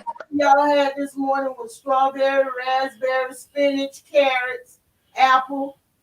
Did you taste any spinach or any of those? I taste spinach. I did. You tasted it? Mm-hmm. I did. I did. Miss Mary, you really got to get her on that celery juice and more. I'm telling you, that celery juice is gonna change your fucking life. Listen, celery be put in. Listen, no, Miss Mary. I'm saying she got to have straight celery juice, not added in the smoothie. I have done all of that. You can lead your horse to the water, but you can't make him drink. But I also learned if you put enough salt out there for him, that horse will get thirsty and go to drinking soda. Well, I'm gonna tell you like this: this horse right here, she better drink that damn celery juice, so she want to be around here. She keep talking about this TV show. Like I ain't gonna worry about no TV show. That's you over there talking right there. I saw y'all coming when you first came in. I make the stuff because I'm trying to do right for Miss Mary. I can't make voodoo. All I can do is make it and put it there. If you don't drink it, that's just like we were just talking. You can put something there for someone to learn about it, but if they don't want to learn and pick it up, they ain't gonna learn it. Right? Well, Madison, you need to get on that celery. I wanted to go back before I walked out. What you want to go back to? Look, see how she don't want to talk about this diet. Go ahead. What? What I was saying was, you make it seem as though that I'm like, I'm so don't want to be involved in love because I'm scared. I done been hurt and all this kind of trash and all this stuff. Like that's trash to me. And I don't think it's because you've been hurt. I think it's because, and we've talked about this, I don't think it's because you've been hurt. I think it's because of your former work and the way that you used to see men and the way men presented themselves. I don't see them no different with. Listen, I don't see them any different. In on the other side, how I was just introduced to what the capabilities are and what the characteristics are. I was introduced to that, and I'm like, okay, but I still even during that phase, I still dated men. I think your perception of men is all that they are coming.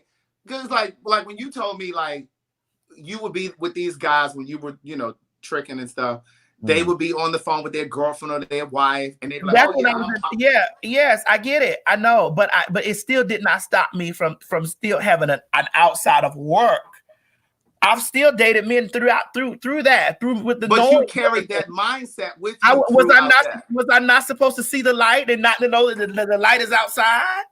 No, I understand it, but you think all men are that way, and I'm saying, listen. Just like I said, I don't think all men are gay, but I think that all dicks can get hard. That don't mean that I'm not going. And that's just like it's the sad truth with ladies. Like ladies say that their biggest fear is that they don't want to be with a man who's on the down low, and I try to tell ladies, don't. That shouldn't be your biggest fear. Your biggest fear should be, honey, not getting in heaven, girl. That's your biggest fear. Because at the end of the day, as long as a man has a penis, and it gets hard, It's susceptible to any treatments on it, girl. I don't care if you got the best pussy killing you all. I don't care if you know how to scramble an eggs Benedict or flip bacon over and it's crisp on both sides. I don't care if you are the CEO of the company and that man respects and loves you down. And as long as you know that when the door closes on that man's back, and he's separated from you, he's liable to do anything and all the unimaginable things. Well, that's any person. And I think you're afraid to trust men because you don't necessarily trust yourself. No, I trust me. No, I trust me because I know what I'm gonna do. Because see, when I get ready, you gonna mess around? You gonna mess around when the door closes? I'm doing. Because I'm gonna tell a nigga, let's be 2000. This why I have sex when I get ready. When all that dating and then you go down the line, I need to fuck you on the first 2 dates because I need to know, is this something I'm gonna really be enthralled with? Because I can love your mind, your body, your soul, but if that dang-a-lang ain't right, if that stroke game ain't right, I need to know what's up with somebody else. And that's me just being real. That's the nigga in me. Do you know there's a lot of women left good men because of that? That's the nigga in me. That's the nigga in me. I need to know, is it here right? What is here for? And that's me being 2000.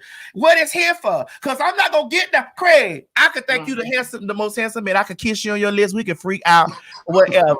And we could be over there and start our relationship. But you get out of line, and girl, I may love everything else about you. I may love the way you cook. I may love the way you hold me in the bed. Mm-hmm. I may love that. But the sex ain't right. If that sex wrong, that nigga lean 2 inches from what I like, or you don't put my mouth, you don't put the cream. Listen, I was talking. There are things that I like nastily in a bit that's gonna keep me viciously attracted to that man. You get what I'm saying? Yeah. I can understand that when we grow old, that you will hold me. We ain't old yet. right. Working. I could, you know what I'm saying? If you go, if that shit ain't right in the bed, something gonna be wrong with somewhere else. I'm gonna tell a nigga I'm gonna creep out on you. So don't even if you whack in the sheets, find me in the streets, okay? Madison. Nigga, if you whack in the sheets, find me in the streets, or let's just have me and you can have an open relationship. See, for me, when the man that's gonna clink and lock me all the way down is gonna be the man that's gonna be able to satisfy me 360 degrees, not motherfucking 180, and then the other 180 I have to work it out with the Lord. There's many women feel the same way you feel. I hope you know that. I know it's a lot of women. Sia Rain say that's the man in me. But serious, that's the man in you. You're sounding like a man. No, that's how men think and feel about sex. But this ain't that ain't all true. What about the women? It's some women. If you ain't hitting that spot, listen. What about the women? Because I know plenty of them that done started talk to say the same thing. Listen, all that wholesome stuff. A lot of y'all girls be trying to sit around trying to be wholesome. Listen, y'all know if that nigga dick this big and he may look, y'all watched it on them. Let it flow. Let it Wait flow. to exhale. Oh, wait till it's hell. Y'all watch that fat nigga came in there. She's had to squeeze tight and he had a house in Scotland. He met all the other requirements, but that dick was trash. Did she stop fucking Leon? No. Right. But see, she was dating at the level of her self-esteem, and obviously her self-esteem was down here. Well, my self-esteem is beyond the stratosphere. I would let you know this today, tomorrow, and evermore with my wig stand on the floor. We were talking about waiting to exhale, not you. I'm just letting you know. And for anybody that would take a piece of that and add on with her, myself, baby, my self-esteem level is through the roof because I know my capabilities and my qualities. I know what I put down. But when it comes down, Craig, me and you, I could physically sit over here and find you, and you don't act like this. Oh, great. Right. You can find a man physically attractive. If that booty ain't here right when you munch down on that booty, that nigga out. But boo, one thing I learned about you, and everybody ain't gonna be open and honest like you will. Man, that nigga is out, mama. You let Craig. But no, I don't know if I can say that because I mean I've been with people where the sex wasn't that great, but see that's where my creativity comes in.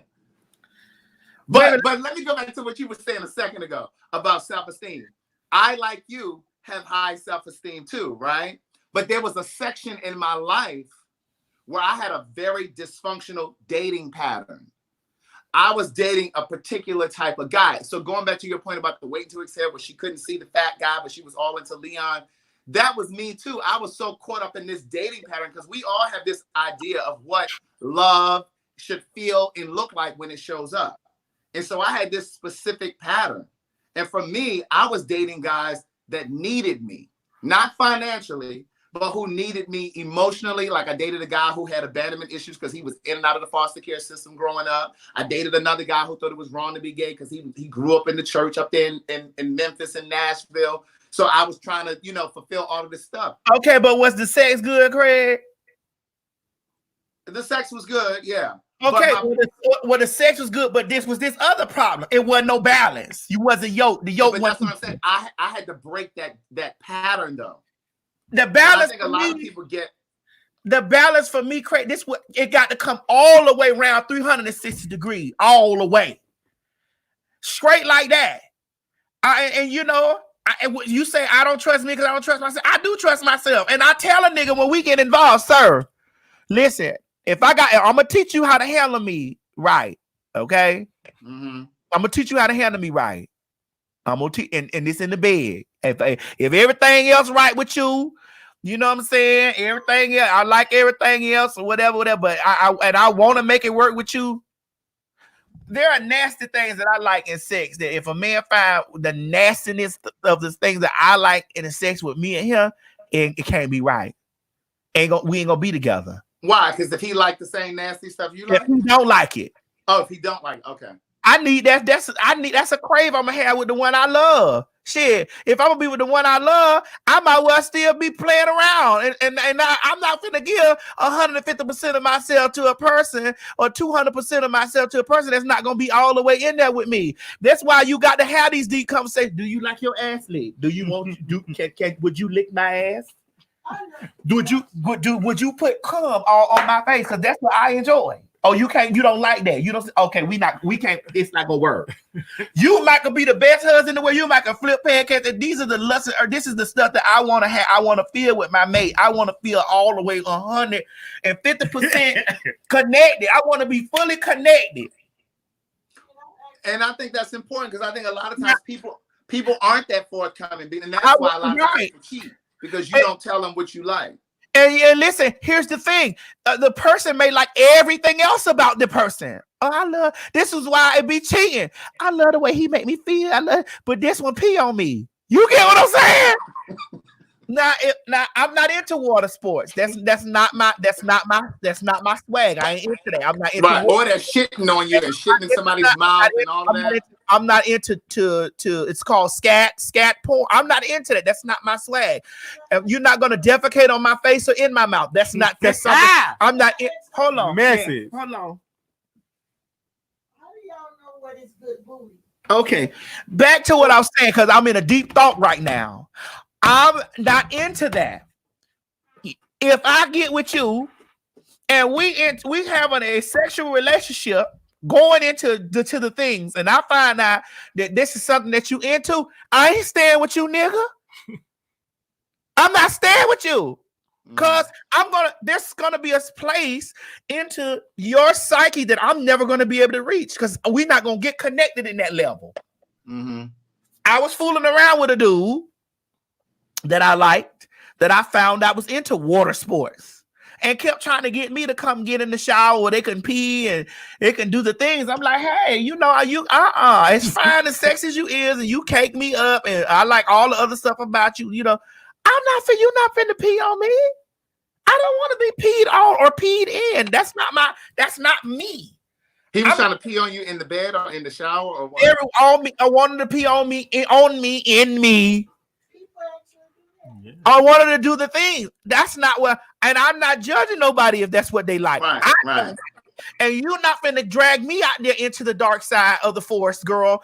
The what? You're not finna drag me into the dark side of the forest trying to get me to love, like, and understand the things. I'm not into that. That's not what I'm into. And we're not gonna get into a long-lasting 15-year relationship and I got to learn how to let you pee in me to satisfy you. And I'm not into multiple people in the bed. That's not my swag. I'm not into that. If I had to whore and trick off with it, hell yeah. If I'm whoring and tricking off, you can stay a trick and not be my husband. I'm okay. If you want to be the trick, I'm okay with you being the trick and not my husband. If you my husband, I'm not finna be peeing on you. If you my trick, run me that. And I'll drink 2 gallons of Zephyr Hills and let go on your ass. I will let go on you. You understand what I'm saying? And I'm not that threesome. And I feel like any man, and these are all the signs. These are the signs of relationship problems from the door. When a man is talking to you about a threesome from the door. Well, I think it's about you getting with somebody who also wants that. Because I believe that whatever you're looking for is also looking for you. I get I'm that. not into threesomes. Don't come to me with no threesome.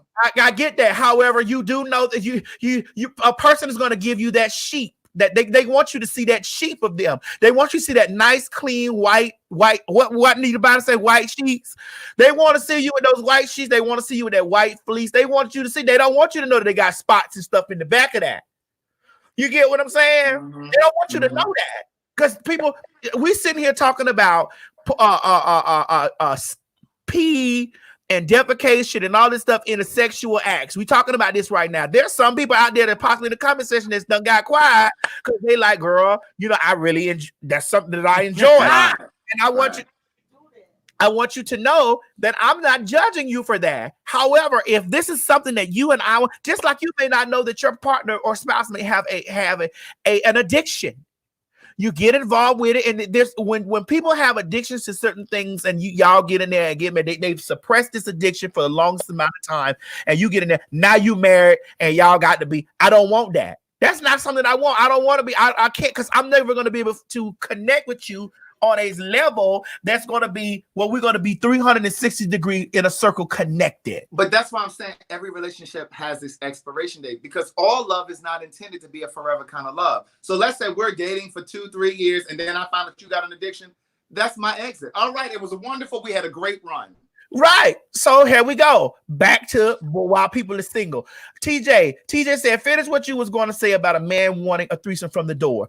When those men press you about threesomes for the door, get ready. It ain't gonna never leave. It ain't. It ain't If you even cave into it, that's your relationship. Your relationship is done because once you open Pandora's box, the only thing that's gonna be left in there is hope. Yes, indeed. Message. That's it. Because when Pandora's box was open, if we know about the mythology, the Greek mythology on Pandora's box, when Pandora's box was open, the only thing that was left after, honey, it was closed, was hope, and that's it. You get out there, you start that stuff. I want to bring a man to the bed. Then he gonna want you to bring a man. He gonna want to bring a woman. He gonna all of this kind of stuff. It's never gonna stop after that. It's never gonna stop. It's gonna be going to be like an eating cancer. Never. So when men have I've had a man ask me that I've loved and thought I loved and lived for to ask me, hey, you ain't never thought about me? Oh, we finished. It wasn't even. Wait, he said what? You ain't never thought like how? But what? I want like. You ain't never thought about asking your best friend? Oh no, I never thought about that. Heck, Craig. Then they start to. Well, why you acting funny? Why you ain't answer your phone? Why you ain't come here? I said, oh, I'm done. Yeah. Oh, I'm finished. Because see, this lets me know right in the beginning stages, you know what? I know who you are. I know who you are. And when my back turned, Like, damn, I know where you're going.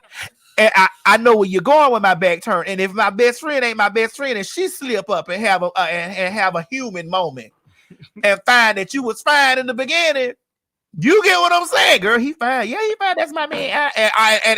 And he had that fine that she had that thought, and they both slip up.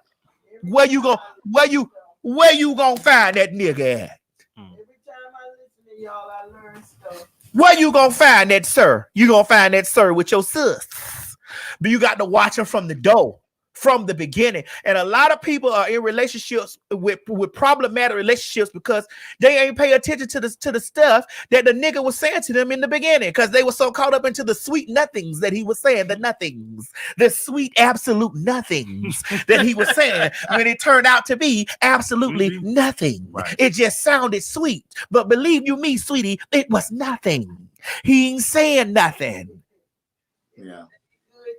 ain't always good for you. Yeah, and people try to talk about how I bring around everything to be so sexual. Bitch, don't you know the electricity in the relationship is the sex?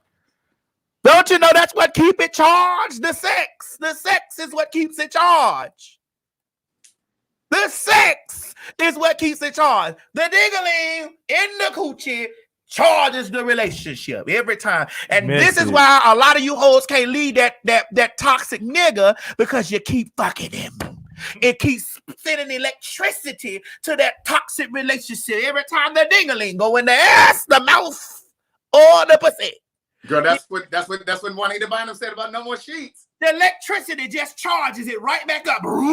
Why you can't leave that baby daddy who done beat you down in the street? Because he keeps sliding that meat in you, and there go that electric spark right back in there. So don't talk to me. Don't talk to me or talk to the TS about how everything is so sexual and all this stuff with me, because the sex is the biggest part of the relationship. All that other stuff that come in is going to fall in place.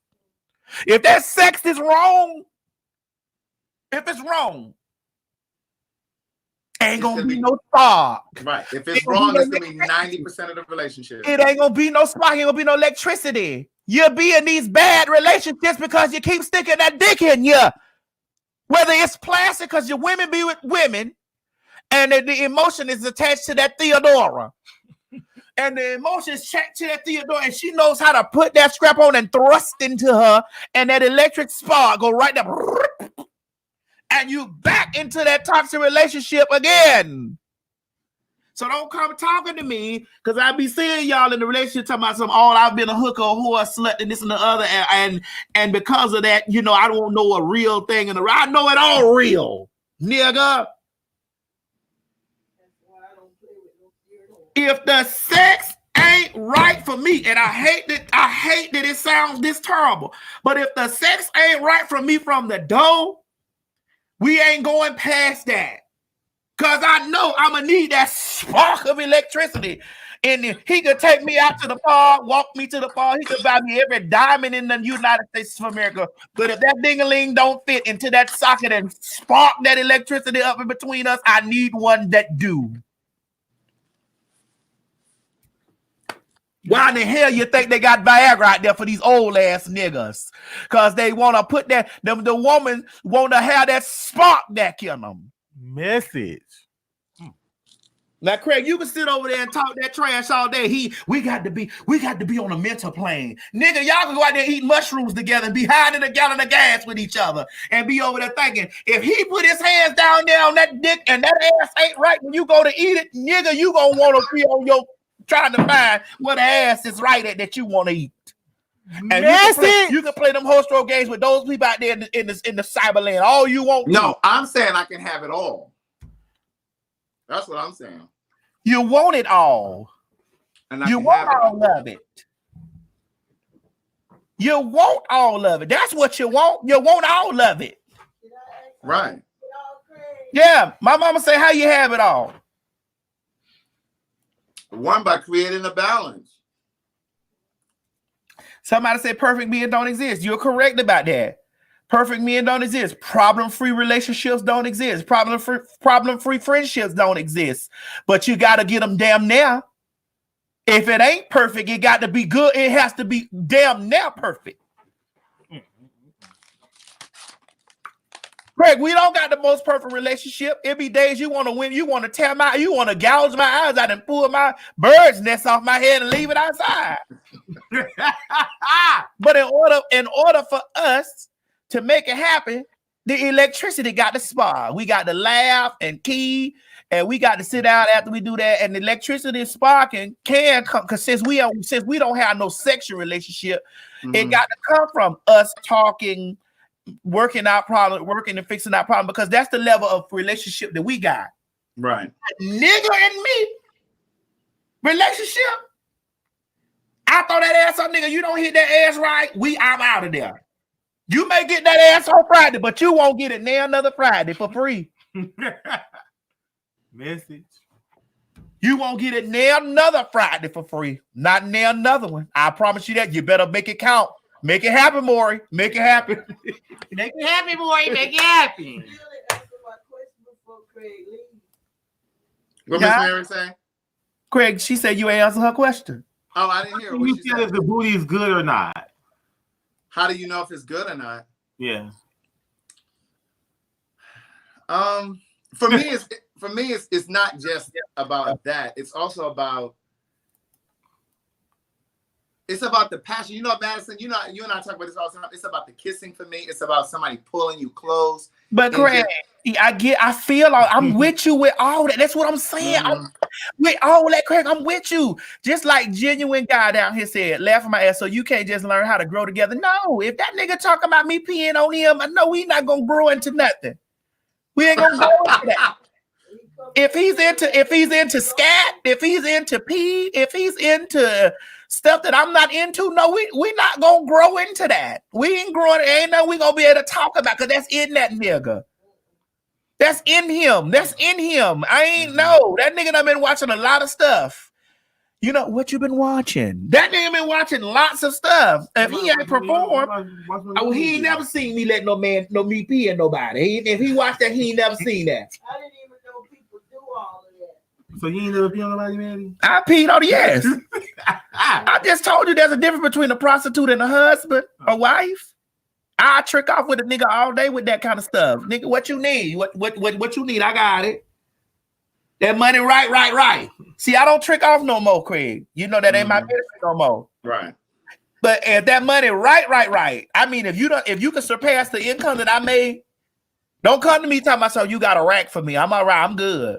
Or you got 2,000, 3,000, 5,000. You know, I may think about it like, well, let me get $5,000. You know, just for me to pee on you, I'm with it. There you go. You got 5 racks. Come on, I pee on you. Listen, and I'm gonna drink a check grape soda so you can actually taste the grape soda in your mouth. Nah, it's just the poop for me is something different. I can't. There's things that I can't. I'm just not. I used to be a young girl on my chat line days. It was this man on the chat line that always said, "Let me shit and piss in your mouth. Let me shit and piss." Said they want to do it to you, but that used to be his voice recording. And every day, like I used to just talk, like because I wanted to see, like, who the fuck is you to be coming on here and telling people, "Let me shit and piss in your mouth." What? I mean, that's what people like. Miss Mary, people like what they like. Oh my God. They like what they like. They like what they like. They enjoy the things that they enjoy. It ain't no way in the scripture, but they enjoy the things that they enjoy and like what they like. I know that, but I didn't know people actually do stuff like that. You know, they enjoy that. So this is when you come into the situation. When you come into the situation, I feel like when a relationship get involved, a relationship is a union between two people, you know, and maybe in the all natural scheme of things, maybe human beings were not meant to be monogamous.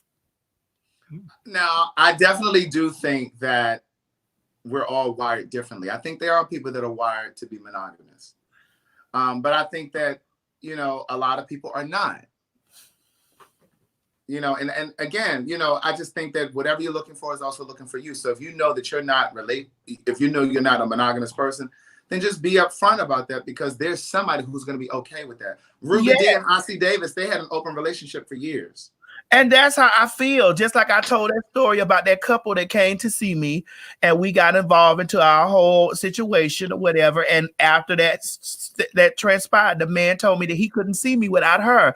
And I had a different respect for him. I had a different respect for him because he could have easily slid over here and got towed down from the floor down. I would have easily wore him out. I would have easily been fully functional for the situation. I wasn't fully functional for the situation because I was involved in something that I didn't want to be involved in, and that was with a woman. I didn't want to be in the sexual space with a woman, and I couldn't function. However, had it been where he could have let me tow him down from the floor down, he'd have been all right. But he told me he can't come back round here without her, and I said, well, as long as she there, I ain't. And that wasn't because I had no problem with her. It was because I don't like no woman sexually. When I that woman, this is how I felt. I told this on my Patreon. Craig. I remember you telling me this story too. When that woman crept up behind me like this, you see how she been running?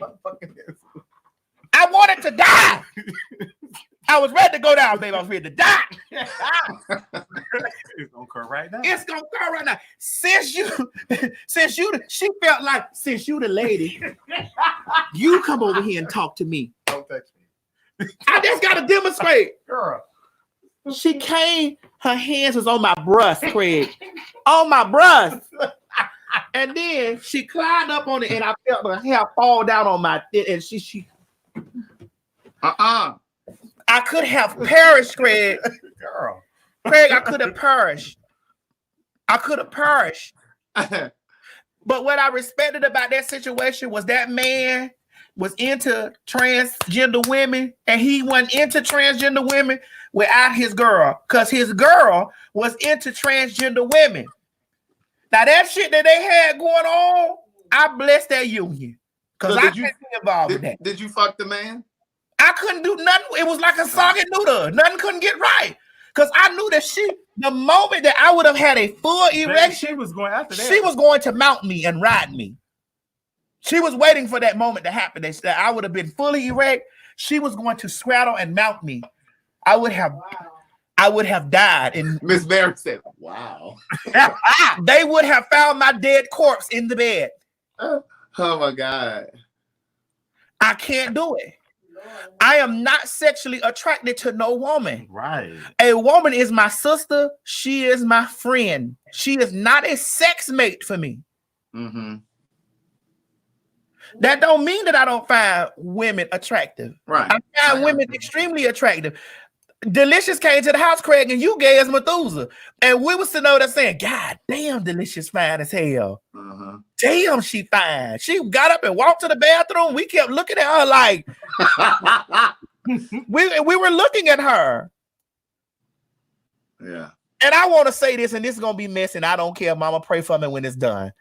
Out of all the women in the world, why would Kaya sit and try to tell the world that I wanted her? Out of all the bad, fine, sexy, beautiful women in the world, why? Messy. As many beautiful, fine, gorgeous women that I done been surrounded. Why in the entire hell? And people took that and ran with it like I wanted her. For what? The only thing that want mangy dogs is a mangy dog. Anyway, message hoe. So we're done with the show for today. I had to close out on a good note. Keep your mouth off my mammy. But I wanted to close out. And at the end of the day, I love you guys very much. Very, very much. We've come to the end of the show. And may your day be blessed and highly favored. Beyond measure. When they put their mouth on me, they put their mouth on God. You're putting them out for your men. And I'll see y'all tomorrow morning, honey. We'll talk about some other things tomorrow morning when I get up. Are you getting on here again tomorrow? Because we didn't do the show last night, so I don't know what time I'm gonna get up, but whatever time it is, it's gonna be in the morning. Whatever time it is, it's the morning time. All right, y'all. I'll call you when I get out so we can discuss some other stuff. Okay, yeah. All right, y'all ain't cool. All right, y'all. Miss Mary, tell them bye. Bye, everybody. All right. Bye, y'all. Bye, host. See y'all tomorrow. Later, host.